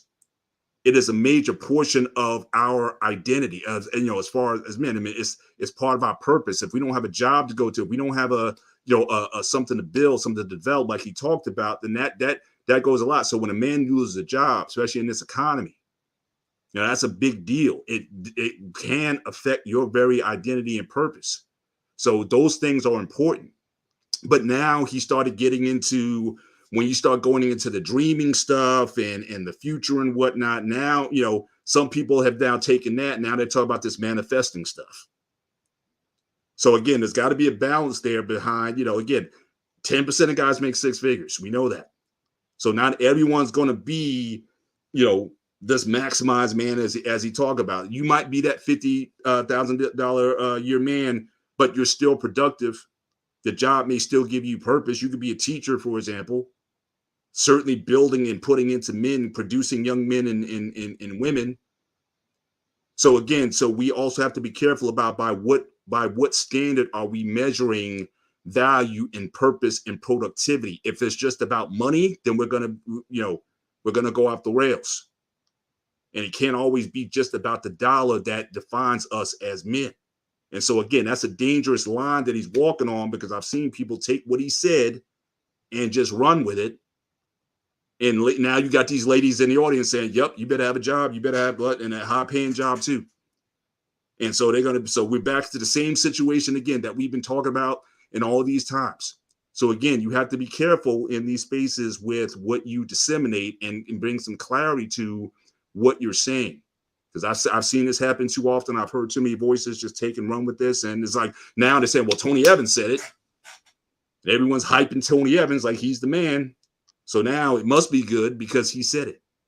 So again, so for anything that is said by anyone, we need to have a critical mind, and we have to have the mind of discernment to say, hey, you know, let's not take this too far. Otherwise, this can turn into a means that was not intended. Thank you, Mr. I think Bennett. a man should have a job. Honestly, I don't care. Because yeah, no. I Like I mean, said, I I mean, agree. you're Like not I going to said, turn having a you job, I agree. as a provider, Yeah, you as a provider for your daughters. You are not going to turn your daughters over to a man that cannot provide for her. And agreed. basis on that, a man has to prove himself for himself, regardless of any woman. Because, like we said, if you start listening to women, that's when the problems start coming. So you got to stand on your own. Like, I'm Bennett. This is me. If I want to make six figures, that's cool. If she want to get on my program, that's cool. If not, then that's not my woman. Usually the women, they make the money. They're trying to seek men making more, the same or more. And that's shallow. That's a shallow, criteria based on that, because he can be a really good stand-up dude. And, but a man, he should make money. The Bible says if a man don't That's all work, I'm he saying. shouldn't eat. Yeah, he should. It's balance. Right. Like I already said, of course you need to work because that's part of what we are. Right. When a man doesn't work, when a man doesn't have a reason to get up in the morning and do something, that's why you got a lot of people when you retire, the death rate when you retire goes up dramatically because you don't have a reason to get up in the morning. So I'm saying you must have not just a job, as he said, a purpose. Yeah. But then now you get into, how much? Well, that's not a stipulation you should put on yourself because somebody else is projecting on you. That's not fair. So you shouldn't even try to put yourself in that category with them women making these projected implications on you. That's just bad. That needs to be thrown out the window. It's not just the women; it's the men also. Again, we have in our minds, you're a better man when you make a certain amount of money. We all have this projection that's thrust on us. But I'm saying what a man makes doesn't necessarily make him a man. Yeah. So yes, you have to have a job. Yes, you have to have a purpose. But is it all about pursuing the almighty dollar? That's where again, you can take a good thing and you can mess it up by going to these extremes with it. And I'm just saying we have to be careful when we listen to messages like he's saying. Because again, women ran. I was there in '86 when the song came out. Women went nuts when that song came out by going. That was it. That was their anthem. First, it was "I Will Survive" by Gloria Gaynor. That was from the disco era in the '70s. And then when No Finance came out in '86, that was it. That women just went. Shoo. So again, we have to always give context to these things if we wanted to, if we really want to have balance here. That's all I'm saying. But yeah, absolutely. A guy should have a job, and anyone's going to marry my daughter. Yeah, you better. Yeah, exactly. That's all I'm trying to say. So just to keep it basic, but society and social media put so much stuff on top of it. Not necessarily. Yeah, it's just unfortunate because we just have social media putting so much stuff on top of just a simple concept of having a job and providing. But now, like they get into percentages, like that shouldn't even be on the plate. And these women, they ain't even worth nothing anyway. They probably don't know how to cook or do anything. They're just like saying what they want and all this and that. And they got their BBLs and they're on their yachts and they don't want a man that work 9 to 5. Okay, bye. You will just continue to get men that will use you and you will never have a meaningful relationship. And that's what you deserve. All right. Hey, absolutely. So the Real Precious, did you have anything you want to say, Shug, before I start the video back? I was going to say that if a woman does see a man productive in his purpose, then she knows he has earning potential. Like if she sees you productive and I don't think it should be that 6-figure thing, this new age 6 this and 6 that, but you should, I mean, God laid it out pretty simple in how things should go. And so I agree with the Wife School podcast. You should have a job. Now, should you be, unrealistic and say, oh, well, 6 figures? No. Is he producing in his purpose in a 6-figure manner? Because then that's what his earning potential will be. But if he's not producing and he's not being productive in his purpose, then realistically, he's not going to have a potential earning of 6 figures. So I think it's just being realistic, but still following the plan. And I think if two people understand the foundation, like he was talking about, you need a foundation. I always say, I believe that the men are the table because you set the foundation. And how can I come up to serve this table? That's how I see it. You know, you set that foundation. If I come in and you don't have a roof, then I don't know if I want to be in here. You know what? When you now you just said something real precious, and they coming now. I'm gonna hire extra security to protect you. Because you just said that you are coming to the table. He's the table, and you just want to come put some on it. Yeah, hold that both sides. Listen, so I just want to say thank you. I ain't gonna shout right now. I'm wait till later. But a lot of women don't want to hear what you had to say. So we're gonna get into We're that. helpmates. What we need something to help. Come on, Precious. What we gonna help? If we think we the table, I just don't understand women who say that foolery. It's just, oh, I'm the table. So if you're the table, what you helping yourself? Like that's just not how it should go. In the words of my brother Sir Hale Speaks, he's in that chat tonight.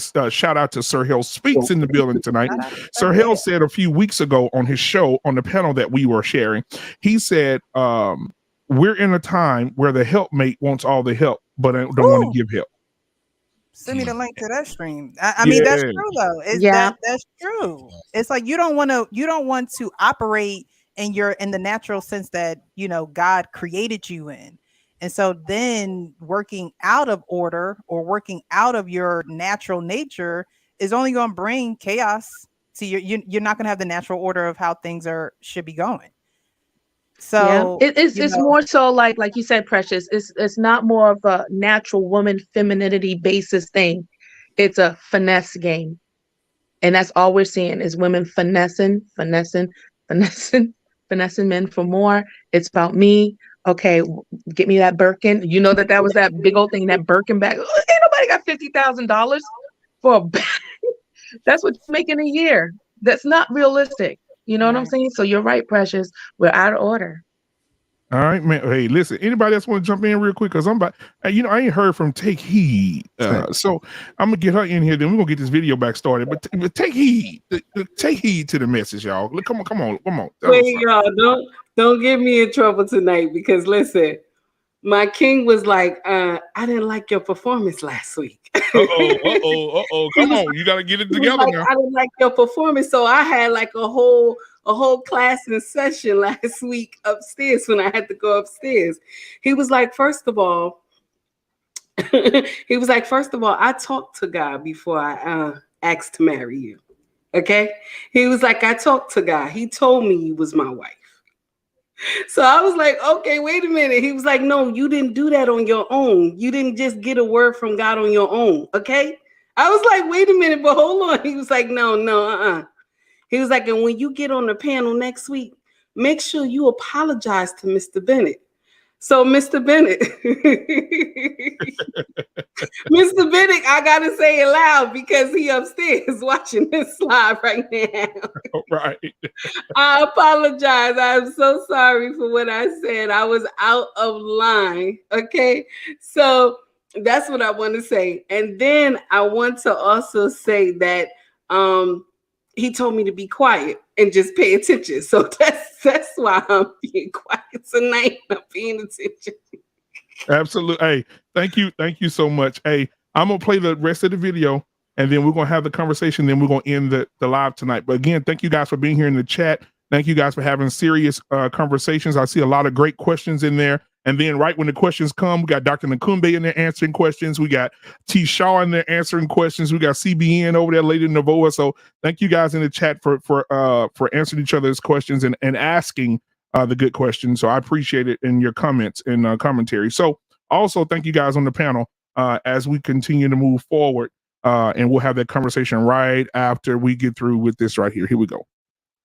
Because as much as you love her, she's not supposed to overrule me.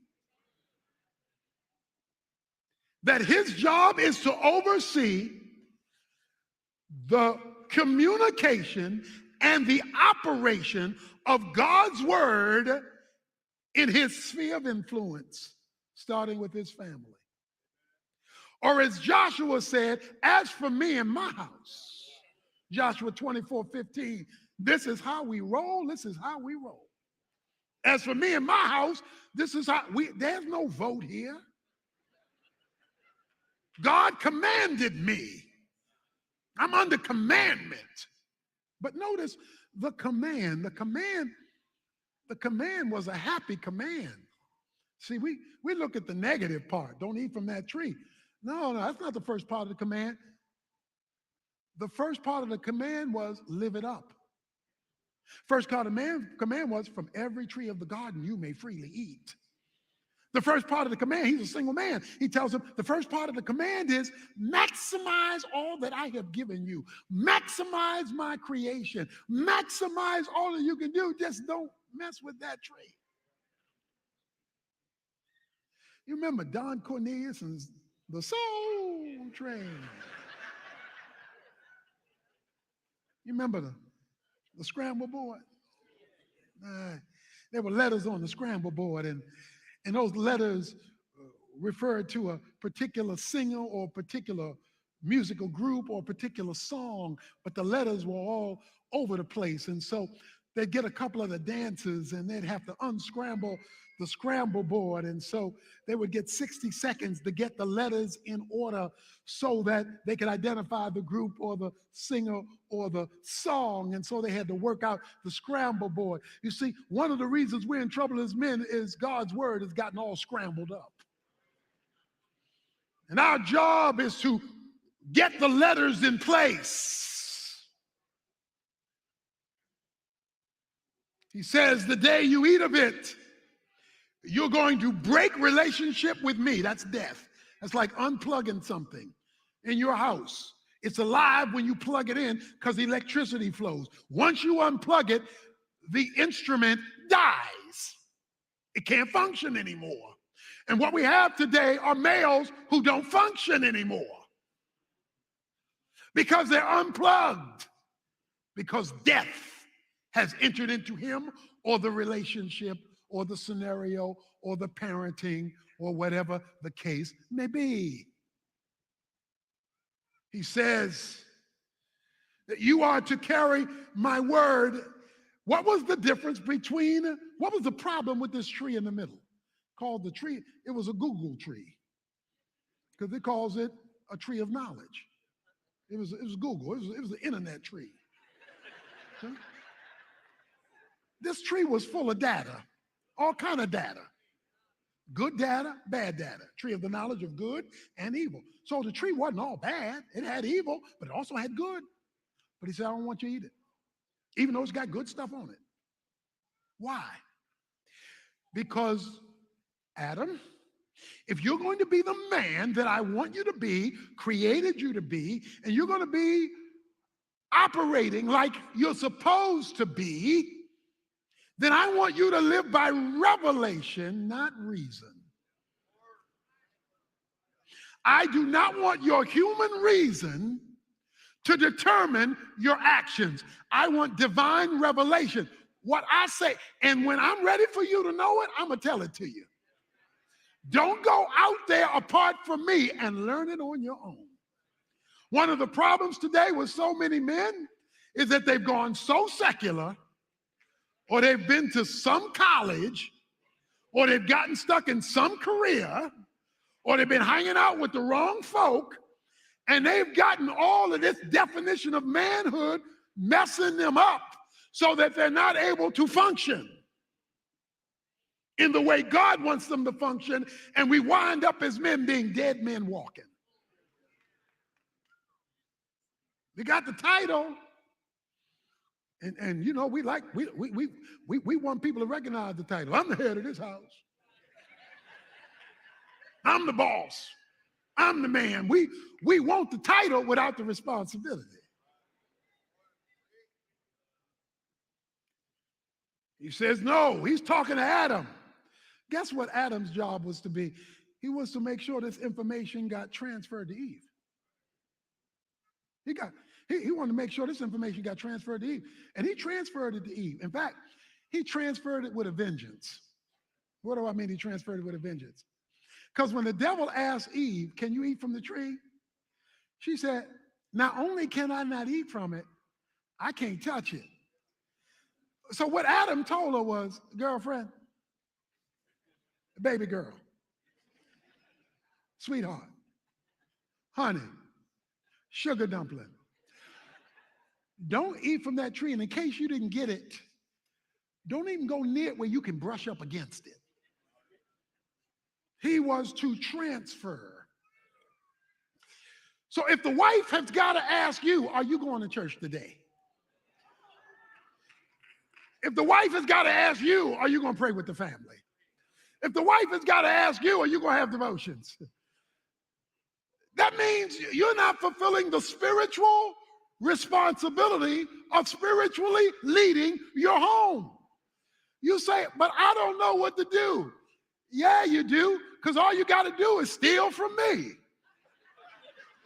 I done already done the work, so all you got to do is take what I did and say, family, let's discuss the sermon that we had on Sunday. So I did the work, you become the thief, your family gets the information.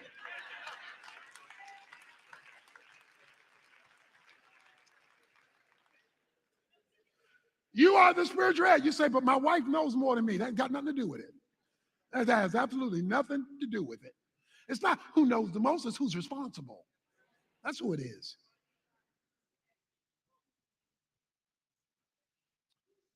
And this places things in order. It gets things in the proper place. God says, not your reason, but my word must define you before I give you a woman. Because when I give you a woman, and then when I give you a family, and then when I give you a culture, then when I give you a career, then when I give you all this stuff, it will be managed by me through you. It will not be managed by you apart from me. A man is to be the vehicle, the flow through from God to those entities, family, church, society, that he flows through as the first point of contact. Yes, women, you have your own personal responsibility and relationship with the Lord. That is to be primary. The Bible says even a husband can't overrule God in the life of his wife. But at the same time, God has a process that he prefers to flow through. I know in this day of being politically correct, that's not a popular position. But let's get this straight. I ain't trying to be popular. I'm trying to be biblical.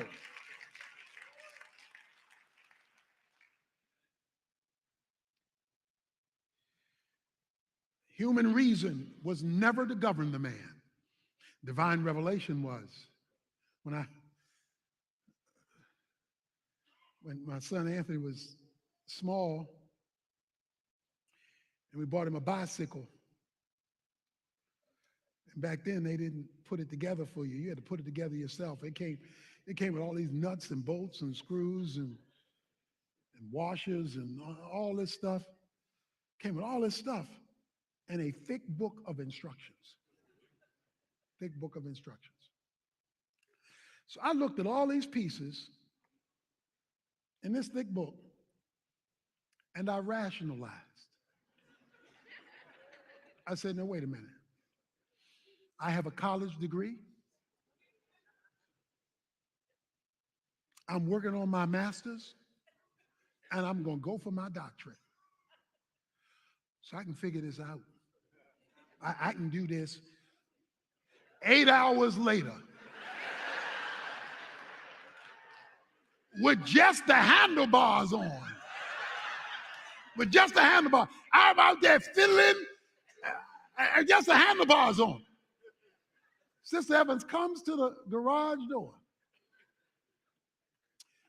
and gives me a piece of interesting advice that I didn't want to hear. Basically, she said, could it be,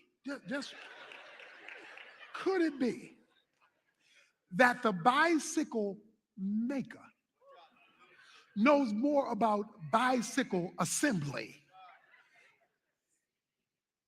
than the degreed one knows?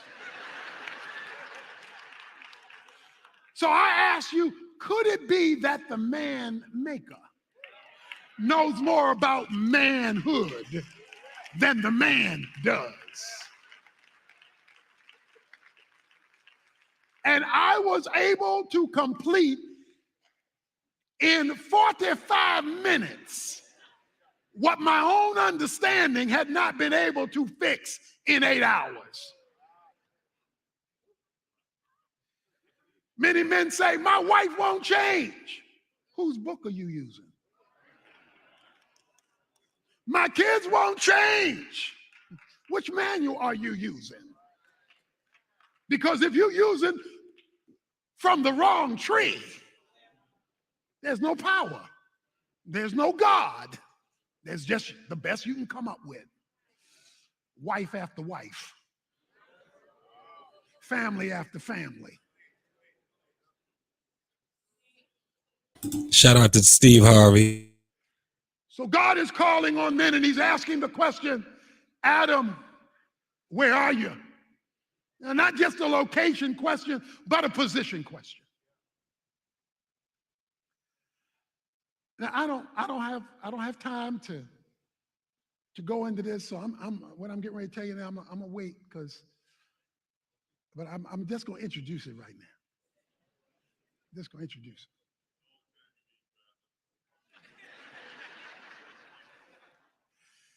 As you all have heard me say, at least the men have heard me say, I love being a man. Okay?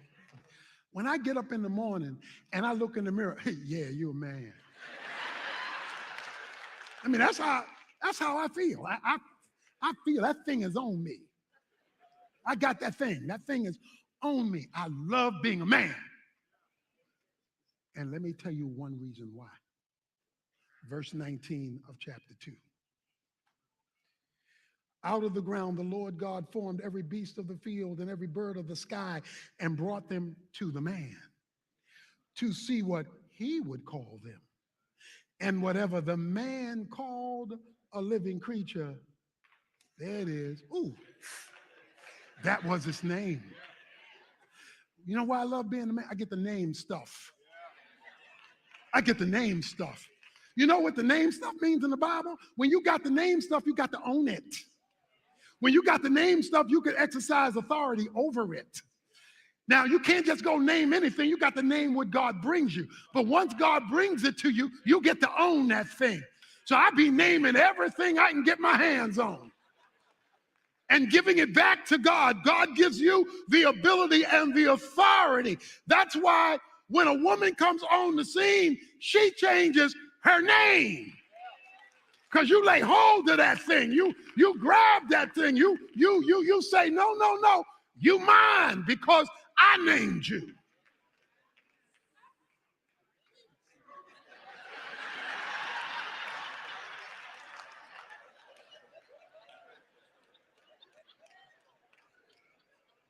You get the name. That's exercising spiritual authority. You get to do that if you're underneath his covenant and his covering. So the question on the floor is, Adam, where are you now? I know that many men, as I said earlier, have grown up without a biblical worldview. And I know that we as men, even if you had it, stray from it. And God is asking us today, where are you? Where are you as I define you? But that's where the good news comes in. Because in the Bible, there are two men named Adam, not one. You got the first Adam in Genesis 2 and 3. And the Bible says in Romans 5, he blew it for the whole race. In verse 18 and following of Romans 5, the first Adam blew it for the whole race.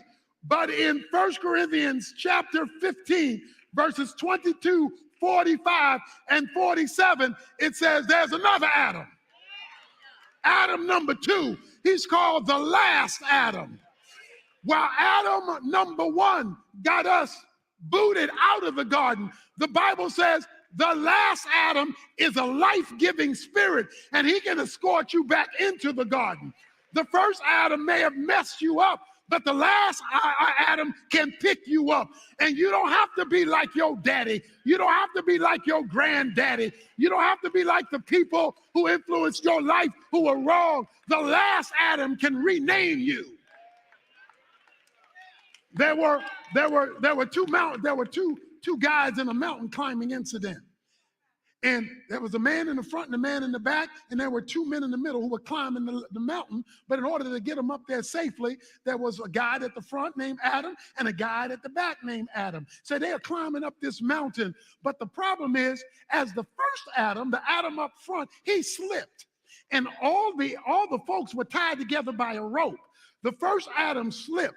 And when the first Adam slipped, he pulled the two men with him. And they were going to fall off of the precipice. But the last Adam took his axe and plowed it into the mountain so that all the men that were behind him could climb back up. The first Adam slipped, and he's dragging all the men down. But the last Adam on the cross has nailed that thing.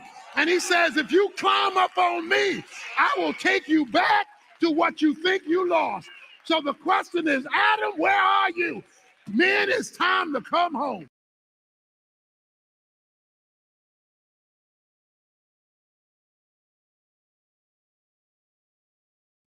All right, ladies and gentlemen.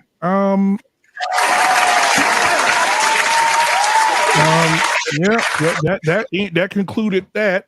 Now we have the discussion about it because we'll start with Sheree. Sheree, what are your thoughts on this on the last part of the sermon?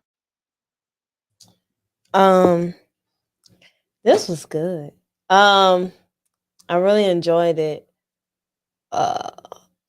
I guess I'm really just sitting here digesting it. Really, I don't even know what to really say. I like how he ended it. It was the first thing that came to my mind when he got done, and then we were saved. So that's the first thing that came to my mind. So I'm grateful for that, and it's so interesting. I like to think about everything ends and starts with Christ, and we just that's really all I've been thinking all I'm thinking right now. I really don't have anything to say at this moment. Man, thank you so much. I appreciate you, Sheree. The Real Precious, what are your thoughts? I saw you, and clapping, and I saw you into it. He said that part where I was like, yeah, God wants us to live it up. And he knows that we have free will. But are we going to trust him enough to not lean on our own understanding? I think that's I don't know if you can use this word, a sexy trait for both men and women. Lean not on your own understanding. And that's something that, in relationships, that's not a principle that people really, embrace. Because I got to be right. You got to be right. I'm wrong. You're wrong. I'm right. You're right. It got to happen on my time. No, it got to happen on my time. And it's like, well, sometimes we can't lean on our own understanding because there are things working. The serpent is in the grass. The devil don't like family. The devil don't like, marriage. So we know that there are things working against us. When you get married, you should already know that we're going to get attacked. When you're in a relationship, you should already know, like, this is going to get attacked. They definitely coming for it. Whoever they are, whoever it is, whoever he or she is, they coming for it because we were told that. So, I love, when he said, look, God wants us to live in abundance, but he also wants us to listen to him as well and trust him. And so when he says, Adam, where are you?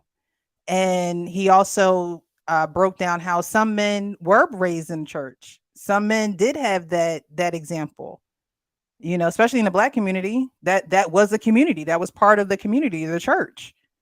You go to school, you go to church about 3-4 times a week. Little Black boys know they can relate. They can relate. Now they may have not liked it. They may not have stayed on that path, but they know where home base is at. And I think if more men answered that calling of Adam, where art thou? Like he said, it's not geographically, where are you? Where's your heart position? How is your heart posture? Where are you? What are you hiding from? And I think sometimes we take the Bible real literal too. We're just like, no, sometimes we got to listen to things and really sit with it. He's asking me where I am. And if it's not a geographical question, that means where's my heart? Where's my spirit? And if I knew him and I knew he was a source, why would I deny him? It must be me. It must be something in me that I can't unsee or I can't get past, or there's that insecurity. But like he said, you know, you get the sermons, we're the thieves, and then we talk about it. So at the end of the day, it's about just really getting that truth past your lips and knowing that God not gonna fail you. He wants you to come to him, but he's a gentleman. He not gonna force you. He's not into that business. So, you know, where is your heart? And if he's asking, answer it. You might find some answers that you've been waiting for. All right, thank you so much. I appreciate that. Mr. Bennett, what are your thoughts, man? All right. This one kind of bothered me a little bit with some of the points that he made, that some things just didn't sit right with me. And a lot of this is some things that I said earlier, but I may amplify it again. The first thing he did, and I see a lot of people doing this, which I've never been comfortable with, is this separation he makes between spiritual and common sense or logic. You know, be spiritual, not logical. But this same God made us logical. He gave us a mind to think and to reason.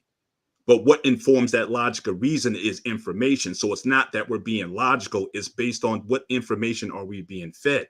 He used the example of the bike. The instructions are there. Are we using that as a basis for our logic, or are we using something else? But I hate when we're always pitting spiritual versus reason. They're supposed to work together. God did not make us without sound judgment and to be able to figure things out. I think those things go hand in hand. So I don't like when people do that. I don't like when people separate spiritual from, say, from education.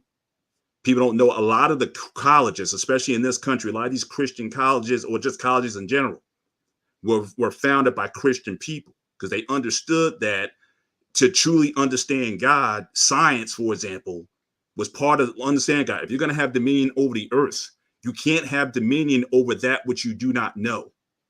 And so if you're going to understand even tending in the garden, you got to know botany, you got to know biology, you got to know physics, you got to know astronomy. So the very sciences themselves are based on having an understanding of how God has made and fashioned this earth. That's how we can have dominion and extract the resources from it. So I don't like when people try to make this distinction. Yes, there's teachings out there in college, but you can get that anywhere now, especially with the internet. You can get all kinds of teachings and things that are off kilter. But to say is, but you know, you have religions that that talk about, oh well, don't go to college, else you'll be brainwashed or you'll be whatever. No, you can have education, you can have science and religion. For me, I don't like when we make those separations between science. I think that's an aspect of God. And when applied correctly with the right principles, then that's how we can really harness and be productive, as he talks about. So that's the first thing. One thing I did like what he said, though, was when it came to the idea of knowledge. And he talked about, well, what if the woman knows more than me? Then how can I be the spiritual leader if my woman knows the Bible more than me?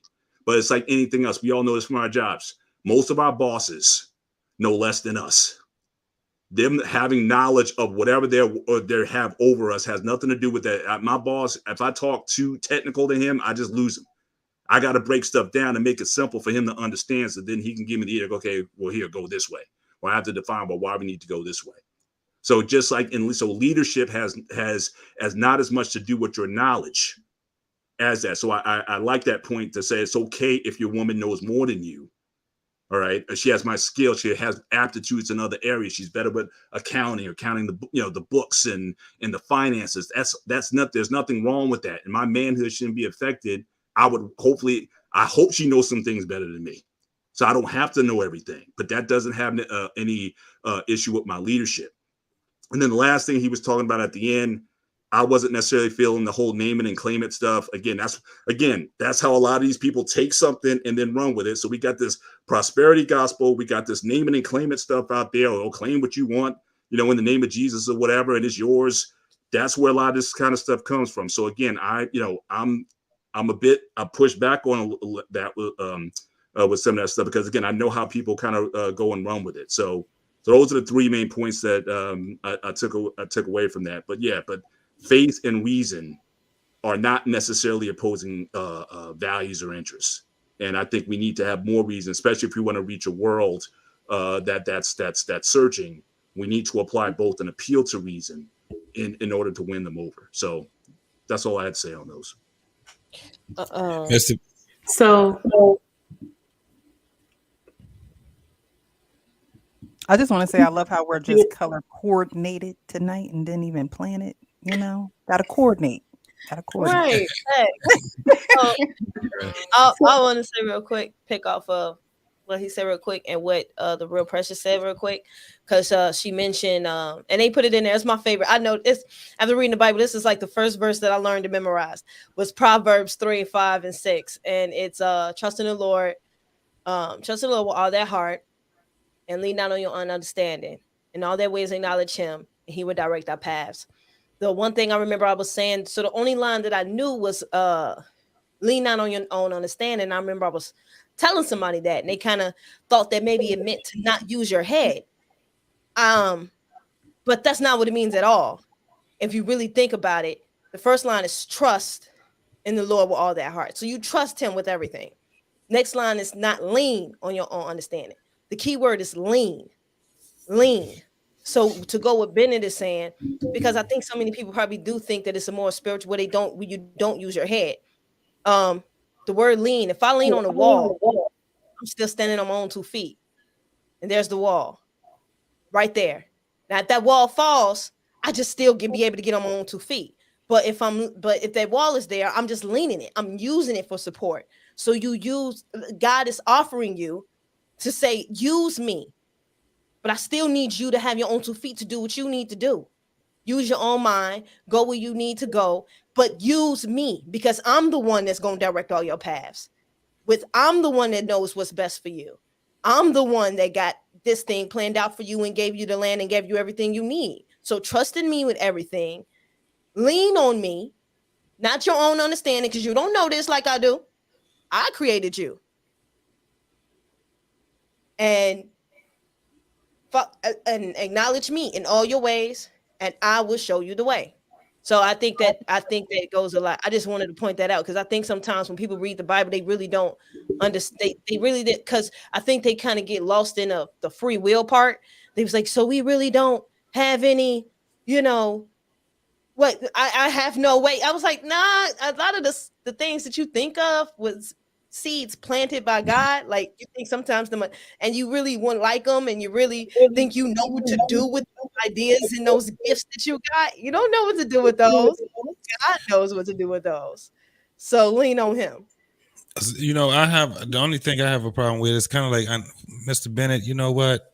You kind of stole my fire, so I'm just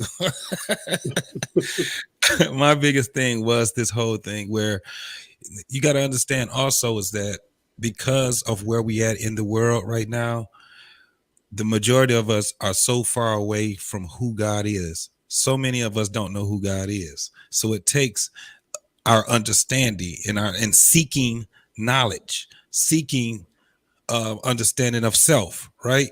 Self-knowledge. This is where, so this is the thing. If we understand that God is from the inside out, then this is where that whole thing also goes into, as far as like not to lean on your own understanding, because if you understand and you believe that God is inside you and everything else is on the out, if you're looking for God on the outside, you'll never find him. Most people, even people that go to church, they don't know who God is. They think God is this old man with a long beard that's knitting up their life. And they ask him for stupid things like to make them rich or to give them a husband or a wife. And they're not understanding that God is inside. So first and foremost, we do have to understand ourselves. If we understand ourselves at some point in our life, we're going to understand that that's what God is. It's right there.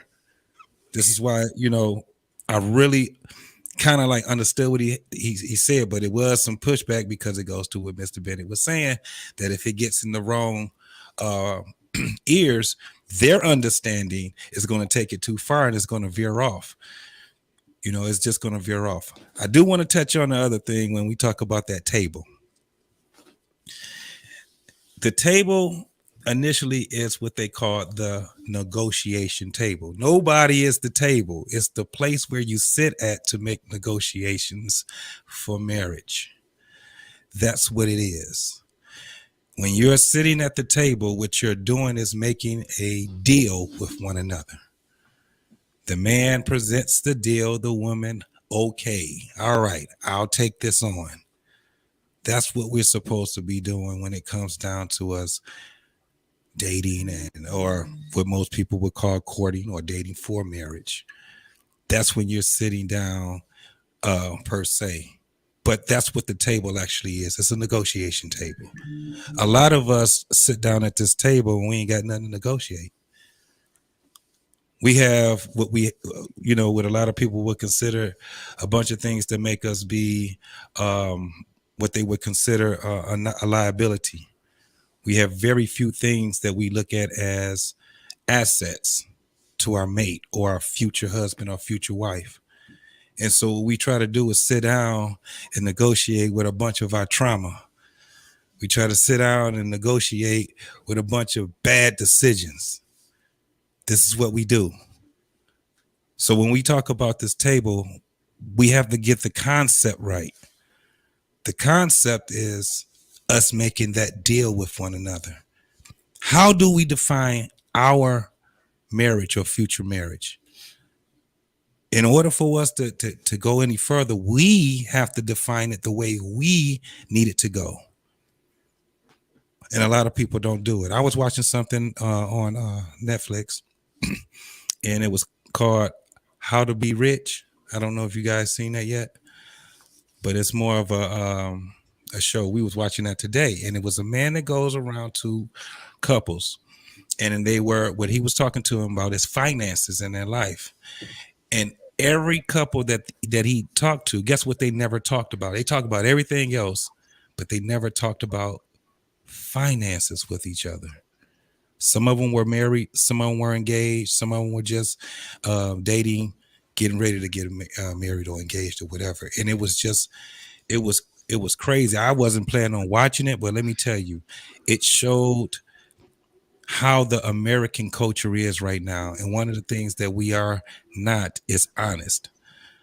We're not honest with one another at all. And we don't sit down at the table. It is a process. It's not just sitting down at a real table and talking. It's about actually having a process of putting ourselves in front of each other vulnerably. And it's not an easy thing to do. And once we can conquer that, I'm telling you, I'm gonna land it from there because I have a whole every time this man talk, it's so much that's going on in my head, I can't get it all out, man. So I'm gonna land my plane right so there. Can I add my 2 cents in real quick? Yeah, let Nidra go, and then we'll get you taken. Okay. Go ahead, Nidra.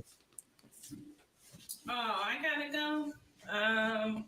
First, just so we are clear, JT already said that I am the table. On podcast though, don't be telling me. Last week he was Lord. Wait a minute. Last week, he was Lord. What happened? Yeah. I'm still my Lord. Go ahead, Nidra. It was so much that I learned from this podcast today. Going back to the beginning when he was talking about y'all know. Yeah. You dealing with him over there. I mean, you can forget everything. I'm just. Thank you. Exactly. Yeah. It was just so much to learn, so much just good information. Just talking about, Adam, where are you? I think that a lot of men today, they just don't have examples. They don't have people to look up. They don't look up to. They just don't know how to be in the world. let alone, you know, in a relationship or, you know, when it comes to talking about raising a family and things like that. And, I remember earlier on in the video when he was talking about how, when he was comparing like the church to the city to the county and those type of things, it was just, you know, we already know that men have a lot to carry in everyday life, but just him giving that example is just like, damn, you know, men have a lot of responsibility. And God honest truth is that a lot of men don't have it in them to deal with that or to handle it. And or you know, they just don't know how to navigate in that area. So it's a lot. It was a great show. So you know, I'll get to forgetting things, so I'm gonna just let somebody else go. Speak. Oh no, that's fine. And so take heed to the message, and then we'll have James and the Wife School podcast, and then we'll end it up. But I did want to say this next week, guys.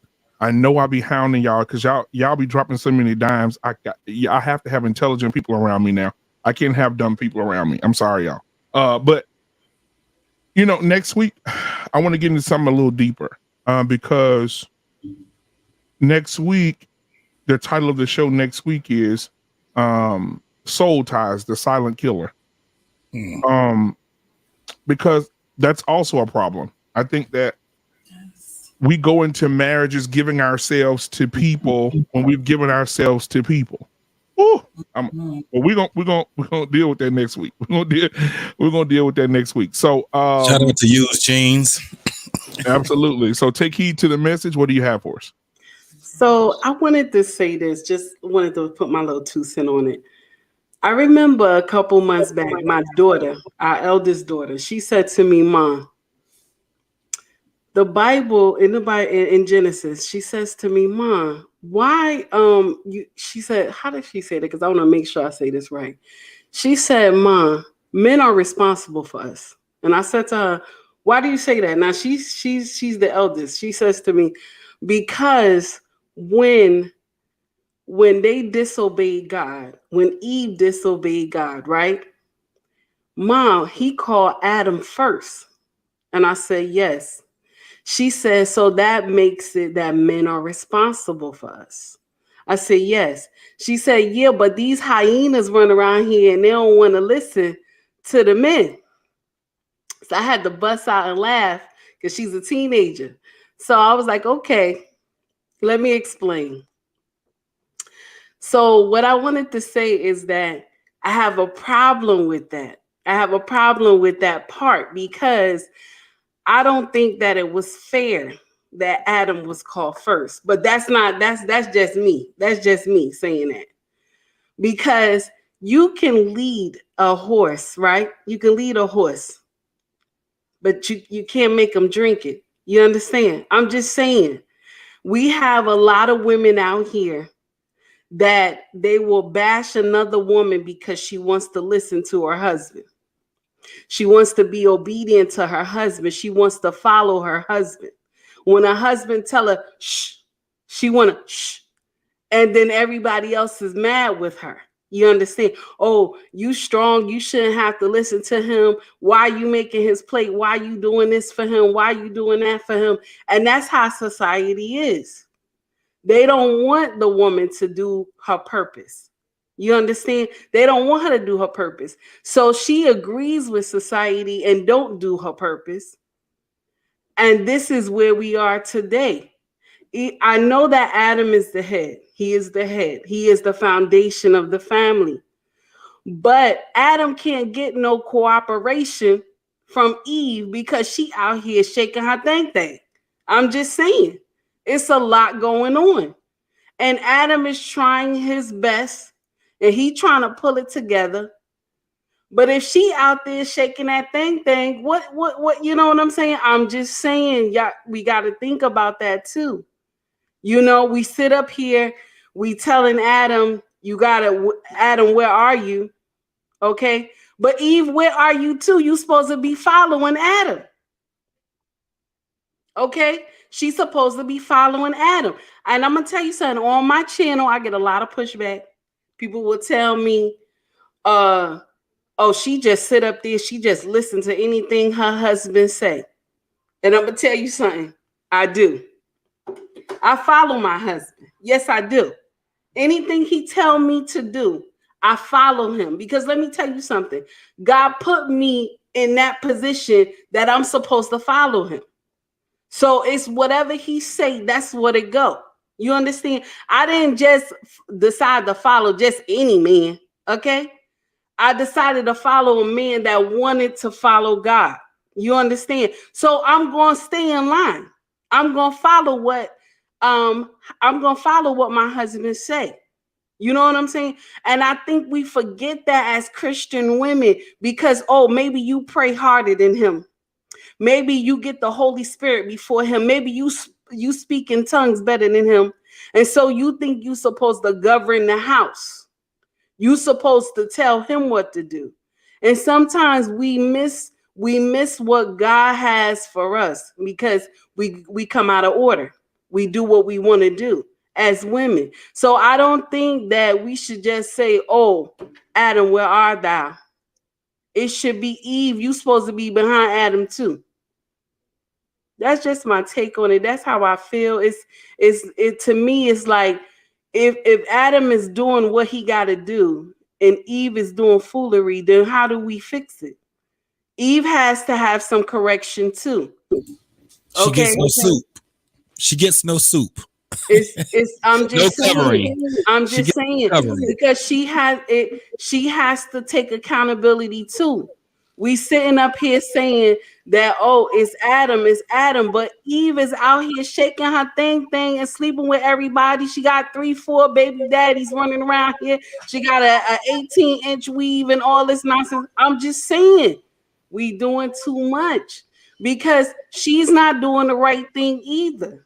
And yes, Adam might have everything in line, but if he don't have Eve to follow him, how will the house stand up? I'm just saying, if Eve is out there shaking her behind every Friday and Adam is going to work 7 days a week, how do the house function? So Eve got to get in order too. Now you got the women all clapping like, oh, that's right. Adam, where art thou? No, Eve, where art thou too? That's it. That's my take. That's a whole nother That's a whole nother. That's a whole nother. Now, black man. Did Pastor Evans? Is there a woman where art thou video or something similar? Okay. Yes. He has a Kingdom Woman. Yeah, he has a Kingdom I Woman. actually have that book. Yeah. Yeah, actually, yeah, he did a sermon, and one of the things that he said, I'll say this because we'll definitely going to get to that video. One of the things that he said in that sermon, because I was there for this one, the one we just watched, I was sitting right there on the front row. If they would have panned the camera, you would have saw me. And I also was there for the woman one too, because he did a series. So I was there for the entire series. He did one. And one of the things that he said in the sermon about the women is, he said, one of the things that I understand is that I hear a lot of women in counseling say, my husband, and he said, when I counsel married couples, I hear a lot of the wives saying, my husband ain't this, my husband ain't that, my husband ain't this. And then the husbands are saying, well, I hear her on the phone with her friend saying, my husband ain't this, he can't do this, my husband's sorry. And he said, one thing I want to say to the women, because I don't want to ruin the rest of it for y'all, I'll just give you this one little bite. He said, if your husband's sorry, so are you. He said, because God created that woman, he created you to be a helpmate to your husband. And if your husband is falling, it is for you to come up behind him and help lift him back up. It's not for you to put your foot on his throat and tell him he ain't nothing. So if he ain't nothing, you ain't nothing, because both of you have become one under him. So we'll definitely gonna get into that video. But thank you. Take heed to the message. You and Real Precious are gonna make me broke now. I gotta hire 3 more security guards. Because they're coming for you too. So you and Real Precious right now gonna break me with the security. So I appreciate it. James, what are your thoughts on this tonight, man? Hey, how you doing? So it's kind of going to my my points earlier. So I like what Take Heed said. Like I always tell, like I even talk to my son, kind of trying to get him together before his time. But I tell him, like, in order for our community to change, short term, the women will have to change. Long term, the men will have to change. So, because the men, it's going to take a while for us men to kind of get everything back in order to set the foundation. But since the women are in control right now, and they have the you know what I mean, they have the kids for the most part, but the single moms and things that's going on, we're going to have to kind of help those kids get in line, and then long term, you develop your own family, create your own legacy. And I also teach my son, like I tell him the weaknesses of our family. So a lot of times we don't look at the weakness of our family. Like my granddad, he was a drunk, right? You know, so you got to tell your son, I don't drink because of that. It's because I know, you know what I mean, that's something that, you know, that was a weakness on our side. Hey, say if, you know what I mean, you had, it's different other elements that you have to be aware of. And in order to fix the last generation, you got to be better than that. And you have to learn from that generation. So it's going to be weaknesses that I have that my son is going to pick up on. He's going to see, and I'm going to tell him, hey, don't do that. You know what I mean? You can be better than me. And then it's kind of like how structures was built back in the ancient time. You know, a lot of those structures are still standing to this day because the father passed that down to the next generation. We just kind of got to do it culturally and kind of get ourselves together in order to, you know what I mean, make our communities better. So we both have to take accountability. We both have to fight. We both have to know what's important. You know, instead of complaining about what each other is doing, we kind of gotta fight with each other instead of fighting against each other. And then we'll see a lot more difference in our communities, and we can be better as a people, as a nation. And then we can actually build those cities again, build Black Wall Street. And we you know, because we can still do it now. We got money, you know, so it's not like it's an issue. So we have all the advantages and all these different things, but we just got to kind of come together instead of fighting so much. So Absolutely, man. Thank you so much, brother. I appreciate you so much for being here tonight. I know Lady Di's taking care of the kiddos and trying to get some rest. So thank her as well, man. I appreciate both of you so much for being here tonight, man. Your perspective is amazing, just like everybody else on the panel. So I want to bring up, last but not least at all, the Wife School podcast. Thank you so much for being here tonight. What are your final thoughts? I really like this topic, and I know that we're just trying to bring everything underneath the kingdom man, but the kingdom man is separate from a worldly man. You cannot put those stipulations on a kingdom man. If we're going to be kingdom, we got to do what God says, and we got to do his will, not our will. And, you know, that takes sacrifice, that takes dedication, that takes consistency, and it takes living it, walking in it so that people can see it. We're living testimonies being read every day. So no matter what you say, as we see people getting exposed left and right on YouTube because they're not being who they say they are. And that's the problem. And we have to stick to that and don't defer from it and pass it down so that somebody can see, like, oh, Black man filtered, he's actually living that. I want to be like them. So nobody can aspire to be like you if they can't see it in you, in your walk, the way you talk, the way you interact with people. And that's where we need to start at. And get our feelings, get our egos out the way. A little bit of pushback to Mr. Bennett, not no shot to you, my love, but like, you know, like you were saying, like calling things into existence. I believe in that. Then what's the point of prayer? What's the point of actually talking to God in communication in spirit? You're doing those so that you can see something manifest physically in your life. You know, so we cannot dismiss that, the power of our words. He said, let there be light, and boom, there it was. Well, I need some light in my life. I need some guidance in my life. I'm going to speak, and I'm going to speak to people. I'm going to speak it so that things will start showing up in the direction where I want to go. And there's nothing wrong with that, because that's the dominion. That's the dominion that the kingdom man has. And he's not doing those things. Our men are not exercising that dominion that was implanted in you. We've lost it. We fell away from it. And so because of that, that's where we are now. The Google tree messed up everything. You know, it's good to have worldly knowledge. It's good to have education. It's good to strive for those things. I would look at Paul in the Bible. Like, so if we're going to keep it kingdom, let's go back to the word. Like Paul in the Bible, he was like the top guy in the Pharisees. He knew how to speak 7 languages. And, you know, he saw this rise of Christians. He was like, what are they doing? He was killing the Christians. But Christ had came and set a new movement that was going on. He was like, no, I'm shutting this down. But all in that he thought he was doing because he read the Bible, but he did not have what Tony Evans said, the revelation. He had knowledge of Christ. He had the knowledge of the Bible, the scriptures and everything. But he didn't have the revelation until he met him on Damascus. He's like, who are you, Lord? He's like, you're the one that you're trying to persecute. You can't persecute me. You, all the stuff that you're doing, I'm the man that you're trying to do it to. So it does come to a point in our lives where we do have to ask God for that revelation when we don't know. We seek mentorship when we don't know something. We have to start seeking for those things. And don't forget that we are spiritual beings experiencing this life. We can't let that part of ourselves die and not nurture it. That's why we don't have the guidance and the insight to operate on a high level of dominion as we should. So I say, if you be in that kingdom, man, get in your word and really talk to God. Don't forget your spiritual aspects. Don't forget your spiritual dominion. You have power to rule, and your Eve will come, your garden will come, and all those things he will give to you because he gave it to him. He's going to give it to you. And Jesus, he even made us better. Like the last Adam, we don't really have to suffer like that no more. All we got to say is like, hey, Jesus, I need this. I need you to help me, Jesus.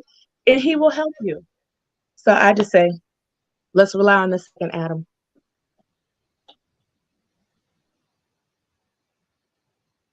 All right. Thank you so much. The Wife School Podcast for being here tonight, Shook. I appreciate it. Hey guys, if you wanted I had to go over and grab it real quick. If you wanted a good read, especially for the fellas, if you wanted a good read, Tony Evans has this book called, I've had it for a while, so you can see the wear and tear. I read it a lot. Tony Evans, No More Excuses. This is the 10th anniversary edition. But if you want a good read, guys, read this book. It is amazing. I also he has a Kingdom Man Study Bible as well, which is also amazing. If you're just starting out, fellas, and you need some direction, those things would really work out for you if you want to do that. That book right there is amazing. So, all right, guys. So I'm going to say this, and I'm done for the night. Thank you guys for being on the battlefield with me. I know it ain't easy sometimes trying to do the right thing when the wrong thing seems so sexy, right? It's so sexy. Right now, exposing people is sexy. Screaming and hollering and calling people out their name is sexy. All the positive content creators we just out here just doing great shows, and but the reciprocation is mostly on the shows that are not building, but they're tearing down. And so it is what it is. But I do want to reach out. I do want to do a show next week on soul ties because a lot of people deal with those things knowingly and unknowingly. That's a big thing. I don't think we talk about it enough. And I think a lot of women don't even know what that is, or I think they have their own definition of it. But next week we're going to jump right into it, and we're going to get to it next week. So if you could be here next week, that'd be great. But that's all I have for tonight, because take heed to the message. The security, I got to pay for it. Real precious, I got to pay for your security. I just want to give it up for the women on the panel, because it's so hard to lady die and take heed to the message, and Nidra and the Wife School Podcast, Sheree, the Real Precious. It is so hard. I remember having these conversations in the back, and Black David can admit to this. It is so hard to get women to come on shows. And then I figured it out why. Because they don't have a voice, or they feel like they're going to get cussed out, called a name, or something crazy. But I want to show my appreciation to you guys. Lady died for it. I know she's with the babies, but hats off to her for introducing us to James, her husband James as well. Man, thank you, brother.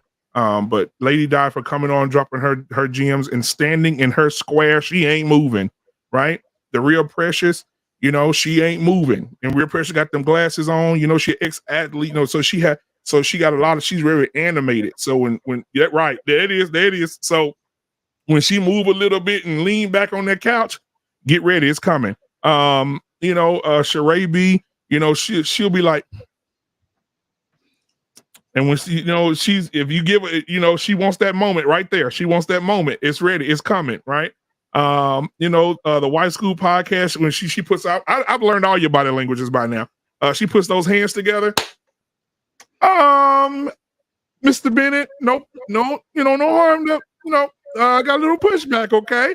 Those hands together because she want to be gracious and humble. Take heed to the message. When them glasses come off, she about to go off. It's just an amazing thing. And Lady Di, with both eyebrows will go up and she'll lean back like this in shock. And then when she lean back, when she brings forward, you better be ready for it. Nidra, she's very reserved. However, when that microphone muted, I've read some lips. I've heard, I've heard a few things. I ain't gonna say what it is. I heard a few things, but she's from the east side of Detroit. That's all I can say. Yeah, leave me alone. But you know what? I'll say this too, JT. You guys are, what part of Michigan are you guys in? We're in the outskirts of Detroit. Yeah. So how far are you from Flint? How far are y'all from Flint? Oh, we far. We're very far. Oh, okay. About an hour and a half. Yeah, about an hour. Because y'all boy, Michigan boy, he went viral, and man, Eric Mays.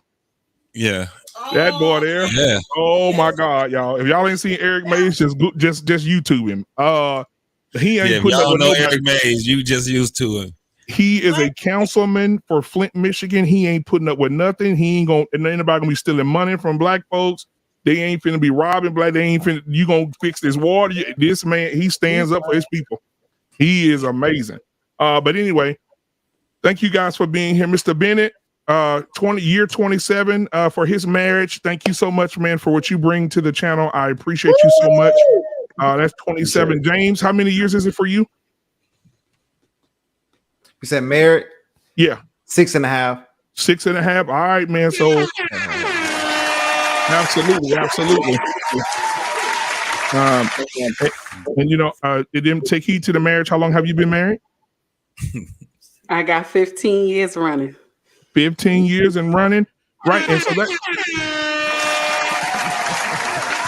hey, listen, they can't say there's no longevity or people not getting married no more. We got 6 years, we got 15 years, we got 14 years, we got Mr. Bennett on year 20 going into year 27. I mean, it is possible to have longevity in marriage, and so we'll continue this fight. I just wanted to share one thing that I didn't share earlier. That when Pastor Evans, he was talking about the idea of just a woman, following you and having faith in you. One thing I said at my 19th anniversary, I was kind of saluting my wife. And one thing that came to my mind that I just had to share with everybody, and I share it as often as I can, this may help some people. One of the things I thanked her for was for her trust in me to make the right decisions. But then the next thing I thanked her for was her forgiveness of me when I made the wrong decision. Yeah. And so that combination, that really is something that I don't take for granted, because I have gotten it wrong sometimes. I haven't always made the right decision, but she never took the ball away from me. She's like, look, we'll get past this. We'll get through this. God is good. He'll get us through this. Here, take the ball. You got the shot again. So again, if you want to, be in for the longevity, ladies, we're not always going to get it right, but your trust in us makes us still want to do better. I became better because of some of those mistakes that I had made, but she trusted me to make them. Nice. And so for us, so I just want to share that. Certainly with the panel, anyone who might be listening to that, but that's big when you can still trust your man even through the mistake and be like, here, you got it. Where we going from here? We were just talking about this yesterday, Black Men Unfiltered, weren't we? Nobody want to see it. Yeah, we was. You know what? And if you haven't watched that, please go over to the Real Precious and watch the show from last night. It was the fellas. She had a show for the fellas. It was amazing. So, guys, I appreciate you. Next week. Now listen, guys, I understand that some people don't want to talk about the uncomfortable things. But since I've been on YouTube, since I have 10 subscribers, I've always said that I'm going to have the conversations nobody else wants to have. And we have to talk about, there's one thing to love and accept someone in their private life, but then it becomes a problem when their private life pours over into my child's life. And so on Friday, I may make it on Tuesday. I may do salon and barbershop talk because I did that 3 weeks ago. It was amazing. Invite the women up, but we have to have the conversation. There are so many laws being changed. There's so many things happening that we're not paying attention to, and I want to bring light to that.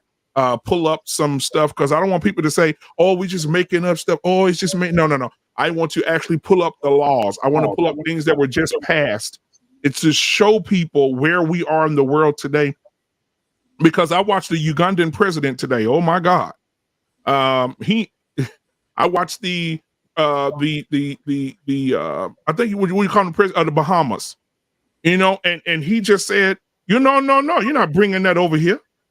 No, none of that crap coming over here. You could, America, take all your funding. The Ugandan president said, in our country, we're not putting up with it at all. We're going to have laws. They're what they just passed. Woo, Lord have mercy. I will be scared to go over there. But it was, it's just so much going on, and a lot of people are standing up, and a lot of people are losing because of it. And Don Lemon, for years, I don't know what y'all saw. I don't know if y'all saw what got him fired. CNN fired him after 17 years yesterday. But he had a conversation with a guy that was not black. And the guy persistently wanted to tell him about black problems and what black people should do and and Don Lemon, I guess for years he's been, in the gray areas. I guess he wasn't feeling it. And he just went ham and they fired him. When he stood up for those black people, they fired him really quickly. But yeah, we got a lot going on. So thank you guys for being here. We're going to continue to have the conversations. Tomorrow, we got the sports show, 7 o'clock p.m. Central Standard Time with one-on-one sports show with Dante and Shawnee. And then right after that, Unapologetic with Mandrell and Shushu. Shushu will be on. I don't know what they're talking about tomorrow. Then on Thursday, we have Dr. Nkumbe and Coach K. Guys, y'all really need to get into this show. All right. Yeah, because if what they're talking about, you have a doctor that does this for a living, that sits down and counsels people for a living. Then you have a life coach in Coach K, and they're helping people for free, right? Any issues you're having, they're asking, hey, people in the chat, send me a question. What do you have? We're here to help you. So if you're having any issues with children, marriage, relationships, wanting to get married, wanting to be with someone, please come over on Thursday at 7 o'clock Central Standard Time. And Coach K and I'm going to put up that thing here. But Coach K and Dr. Nkumbe are really helping people and answering a lot of questions, and they're doing it for free. So this is Thursday, 7 p.m. Central Standard Time. Breaking the Cycle is the name of their show here on Black Men Unfiltered Network.